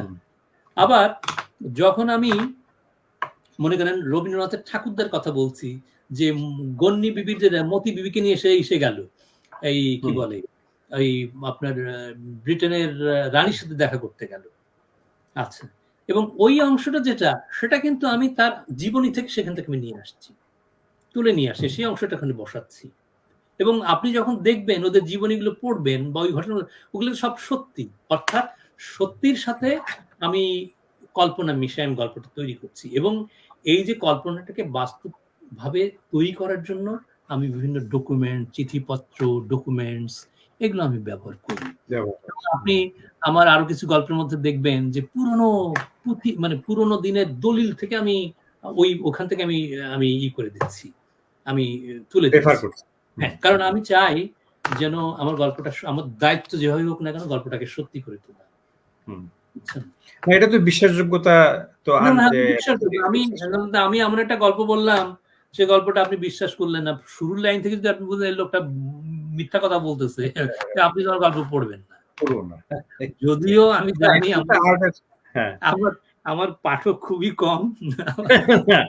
না, আর্টের ক্ষেত্রে এটা তো বিষয়, যেটা সত্য সেটা মিথ্যে, মিথ্যে সত্য, কিন্তু সবচেয়ে বড় কথা যে শিল্পীকে সেটা বিশ্বাসযোগ্য করে তুলতে, মানে কনফিডেন্সের সাথে, আত্মবিশ্বাসের সাথে বলতে হবে কথাটা। হ্যাঁ, যে আপনি যে মার্কেস যেমন বলছে যে আমাদের ওই গ্রামে আপনার 351 জন চোর ছিল, বুঝছেন? এখন 351 জন যে চোর ছিল, এখন সেই এখন থেকে 500 বছর আগে, এটা কেউ গুনে রাখছে? কিন্তু 351 জন কেন বলছেন? বলছেন যে এই যে 51, মানে 1 দিয়ে ওটাকে মনে হবে যেন সত্যি সত্যিটা কোনো নথি থেকে নেওয়া হয়, যেটা সত্যি, বুঝছেন? এই ক্রাফট গুলো তো আমরা নিতে পারি না। গুরুত্বপূর্ণ। আমরা কুলুদা দাদার কথা শুনছি অনেকক্ষণ থেকেই। আমরা আসলে অত্যন্ত কৃতজ্ঞ তার কাছে, তার কারণ আসলে আমরাও গল্পের ক্রাফট কি জিনিস, গল্পের যে স্ট্রাকচার লাগে, গল্প করতে গেলে পড়তে হয়, গল্প বলতে গেলে যে তার একটা ফিলসফি লাগবে, এবং সেটাই শুধু নয়, সেই সাথে গল্পের যে ভাষা এবং ভাষা ভাবের সম্পর্ক, ভাবনাটা যে আবার ইন্দ্রিয়ের সঙ্গে যুক্ত, এবং সেই ইন্দ্রিয়ের যে ইমেজটা তৈরি করা, সেটাও গল্পকারের কাজ। আরো আমরা দেখেছি যে আমাদের যে ভূখণ্ড থেকে যে সমস্ত ভাষা, যে সমস্ত ডায়ালেক্ট, যে সমস্ত সংলাপ হারিয়ে যাচ্ছে, সেগুলো রক্ষা করাও একজন লেখকের দায়িত্ব। সবকিছু মিলে আসলে গল্পকারের যে গল্প সেটা, এবং আবার এটাও ঠিক যে কোনো গল্প অঞ্চলে যাতে সীমাবদ্ধ না থাকে, সেটা যাতে একটা আধুনিক মাপ দেওয়া, আধুনিক মাত্রা দেয়া, এবং সেইটি যাতে আমরা এখানে অনেকক্ষণ থেকে মার্কেজের কথা শুনেছি, নাইজেরিয়ার লেখকদের কথা শুনলাম, এবং আমাদের যারা এ সময় গল্প লিখছেন তাদের কথা শুনেছি। কুলুদায়ের যে পাঠ অভিজ্ঞতা, আমরা খুবই বিস্মিত হয়েছি এবং অত্যন্ত আনন্দিত যে তিনি আমাদের সময় দিয়েছেন, এবং দীর্ঘ সময় থেকে আমরা তার কথা শুনেছি, এবং তার গল্পকার হয়ে ওঠা, বেশি দিনের গল্প, বেশি দিন থেকে তিনি লিখছেন না, ধরলাম 2013 সালে তার প্রথম বই বেরিয়েছে। হ্যাঁ, কিন্তু তার গল্প লেখার যে প্রস্তুতি, এবং এই এখনো যে লিখছেন যে সমস্ত গল্পগুলা, গল্প লেখার ক্ষেত্রে তার যে প্যাশন, এবং পড়াশোনা, লেখাপড়া, বিচিত্র বই পুস্তকের সাথে তার যে সম্পর্ক, এবং নিজের মধ্যে একটা প্রণালী প্রস্তুত করা, এ সমস্ত কিছু মিলে কুলুদা রায় আমাদের বাংলা ভাষার একজন অবশ্যই গর্বিত লেখক এবং গর্বিত গল্পকার বলেই আমরা মনে করি। এখন যেটি বিষয় সেটি হচ্ছে যে আমাদের এই অনুষ্ঠানে একটা সময়সীমা আছে, অনেকক্ষণ আমরা আছি, একটু রাতও হয়ে গেছে বাংলাদেশে, নিউ ইয়র্কে হয়তো এখন দিন, তাই তো কুলুদা? দুপুর 1:19। আচ্ছা, হ্যাঁ। তো আসলে এগুলো আমরা আবার নিশ্চয়ই কোনো সময় নিশ্চয়ই বসবো, আবার আড্ডা হবে, আবার কথা হবে, তার কারণ এরকম একজন গুণী মানুষ আমাদের সাথে থাকলে আমরা সমৃদ্ধ হই, এবং সেই সাথে সাথে আমাদের বাংলা ভাষায় যারা লেখালেখি করছেন, যারা নতুন প্রজন্ম যারা লিখছেন, তারাও নিশ্চয়ই এই কথাগুলো গুরুত্বের সঙ্গে নেবেন। এখানে আসলে আমরা এতক্ষণ ধরে তাদের কথা শুনছি যে ওনার কিন্তু বলার মধ্যেও আমরা দেখছি কোনো আড়ষ্ট নেই, এবং উনি যেটা বোঝেন সেটা পরিষ্কার করে বলছেন, এবং যেভাবে দেশে বিদেশে গল্পের চর্চা হচ্ছে, এবং বিশেষ করে সবচেয়ে যেটা ভালো লাগলো, আমি তো যেহেতু একটু মাস্টারি করি, সেক্ষেত্রে আমাদের ক্রিয়েটিভ রাইটিংস এর জায়গাটা এত দুর্বল, এবং ক্রিয়েটিভ রাইটিংসও যে একটা ডিসিপ্লিন হতে পারে, এবং সেটা নিয়ে আমরা দীর্ঘ সময় অনেক ফোরামে, সেমিনারে, সিম্পোজিয়ামে আলোচনা করি, কিন্তু আসলে এই জিনিসটা আমরা আনতে পারিনি। কিন্তু আমরা দাদার কাছে শুনছি যে একটা শ্রেণীকক্ষই হয়ে যাচ্ছে লাইব্রেরি, এবং সেখানে যারা লেখক তারা বক্তৃতা করছেন, এবং কি করে ক্রাফট তৈরি হয়, কি করে স্ট্রাকচার ডেভেলপ করে, কি করে প্লট তৈরি হয়, কি করে ভাষা, গল্পের ভাষা কি, সাহিত্যের ভাষা কি, এই জিনিসগুলো কিন্তু আমাদের আসলে এই পাঠের মধ্যে, চিন্তার মধ্যে আনা দরকার, এবং একটা একাডেমিক বিদ্যায়তনিক একটা ক্ষেত্র প্রস্তুত করা দরকার। আমরা আজকের আলোচনা থেকে এসব পেয়েছি। আমরা দাদাকে ধন্যবাদ জানাই, তিনি সময় দিয়েছেন, এবং আমাদের অগণিত দর্শক শ্রোতা দুই বাংলায় যারা আছেন, যারা শুনেছেন, তাদের প্রতি আমরা শুভেচ্ছা এবং কৃতজ্ঞতা জানাচ্ছি, এবং দাদাকেও অশেষ কৃতজ্ঞতা জানাচ্ছি। আমাদের পাঠকদের সম্পর্কে আপনার একটু যদি শেষ কোনো মেসেজ, শেষ কথা, সেটা হচ্ছে বাংলা ভাষাভাষী লেখক যারা আছে, বিশেষ করে নতুন প্রজন্মের যারা লিখতে চাইছেন এখন, তাদের সাথেও আপনার একটা যোগাযোগ আমি শুনছি এবং বুঝতেও পারছি সেটা আছে। আপনি সেটা খোঁজ খবর রাখছেন, যেহেতু আপনি ওয়েবজিনও করছেন। আবার সেটা করুন বা না করুন, কিন্তু আপনি সবার লেখাই পড়ছেন। তো সেক্ষেত্রে তাদের ক্ষেত্রে আপনার যদি কোনো দাদা একটা কোনো মেসেজ, যে যারা আসলে তারা যদি অনুপ্রাণিত হয়, ইন্সপায়ার্ড হয় আমাদের গল্প লেখার ক্ষেত্রে, এই আঙিনা যাতে সমৃদ্ধ হয়, এই জন্য একটু বলছি আর কি তাদের ক্ষেত্রে। এগুলো বলা আমার জন্য খুবই কঠিন একটা ব্যাপার, কারণ আমি তো এই জগতের মানুষ না। আমি যেটা মনে করি যে বেশি লেখার দরকার নাই। আমাদের লেখালেখির জন্য যেমন পড়াশোনাটা, লেখালেখির কায়দাগুলো জানা, এবং সেরা গল্পগুলো পড়া, সেরা লেখাগুলো পড়া, যেগুলো কাজের, অকাজের লেখা পড়ার কোনো দরকার নাই আর কি, ১ নম্বর। ২ নম্বরটা হলো আমাদের দেশে, আমাদের অভিজ্ঞতা, যে সমস্ত গ্রেট ইনসিডেন্ট গুলো আছে, ইভেন্ট গুলো আছে, সেগুলোকে আপনার খুঁজে বের করা, এবং সেটাকে নিয়ে আমাদের নিজস্ব যে কথন ভঙ্গি, যে গল্প ভঙ্গি, সেটার মধ্য দিয়ে বলা। এর কোনো উপায় এর বাইরে আর আমি কিছু দেখি না। এবং মানে কি বলে যে একটা লিখে একটা গল্পের জন্য দীর্ঘ সময় দেওয়া। এবং আমি যে কাজটা করি আসলে, আমি যতক্ষণ না একটা গল্প পুরোটা আমার মাথার মধ্যে না চলে আসে, এবং গল্প লেখার আগে আমি আরেকটা গল্প আমি লিখি, গল্পের একটা ডিজাইন করি, বুঝছেন? এবং হয়তো কেউ ডিজাইন করেন না, কিন্তু মাথার মধ্যে ডিজাইনটা এসে যায়। যতক্ষণ না পরিষ্কার হচ্ছে, হ্যাঁ, পুরো আপনি কি লিখবেন, কি চরিত্র থাকছে, কোথায় কি, গল্পের শুরু এবং শেষ, এইটা হুট করে লিখতে বসলে লেখা, সেটা দুর্বল লেখা হয় বলেই আমার কাছে মনে হয়। মানে গল্প হচ্ছে একটা সুতোর মিস্ট্রি, ভাস্করের মতো কাজ, বুঝছেন? যে একটা একটা পাথরে না আমি ইচ্ছে মতো বেড়ে গেলাম, হয়ে গেলাম, না, সেটা হবে না, বুঝছেন? এবং গ্রেট স্টোরি লিখতে হবে, যে স্টোরিটা ব্রাত্য রাইসু বা কুলজা রায় প্রশংসা করে, সেটা না, বিষয়টা না, সেটা যেন আমরা হারুকি মুরাকামির তুলনায় আসি। এরকম গল্পের ইভেন্ট আমাদের দেশে আছে, সেই ভাষাটা আছে, কিন্তু আমাদের লেখার মানুষটা নাই। সেই লেখার মানুষটা হয়ে উঠলে আমি খুশি আর কি। অনেক ধন্যবাদ দাদা। আমাদের এখানে অনেকেই অনেক রকম মন্তব্য করেছেন, আপনাকে সবাই শুভেচ্ছা জানাচ্ছে, এবং আপনার গল্প পড়বে, কেউ পড়ে ফেলেছে, কেউ জোগাড় করছে বই পুস্তক। আমাদের বাংলাদেশে কিন্তু আপনার বোধহয় কোনো পাবলিশার, ওই যে আপনি সন্দেশ না? নালন্দা। আচ্ছা, নালন্দা থেকে আমার প্রিয় দর্শক শ্রোতা, কিন্তু আমি যেটা একটু আপনাদের একটু জাস্ট ইনফরমেটিভ, সেটা হচ্ছে যে নালন্দা থেকে আমাদের কুলুদা রায়ের গল্পগুলো বেরিয়েছে, বইগুলো। সেটা আপনারা যারা আগ্রহী আছেন, যারা তার লেখার ব্যাপারে জানতে চান, তারা সেখান থেকে সংগ্রহ করতে পারবেন। নিশ্চয়ই আপনাদের সঙ্গে আবার দেখা হবে অন্য কোনো আড্ডায়, অন্য কোনো অতিথির সঙ্গে। আজকে আমরা শেষ করছি। দা আপনাকে ধন্যবাদ। অনেক নমস্কার। ধন্যবাদ আপনাকে। অনেক আদাব। ভালো থাকবেন। হ্যাঁ, ভালো থাকবেন। বাই। বাই।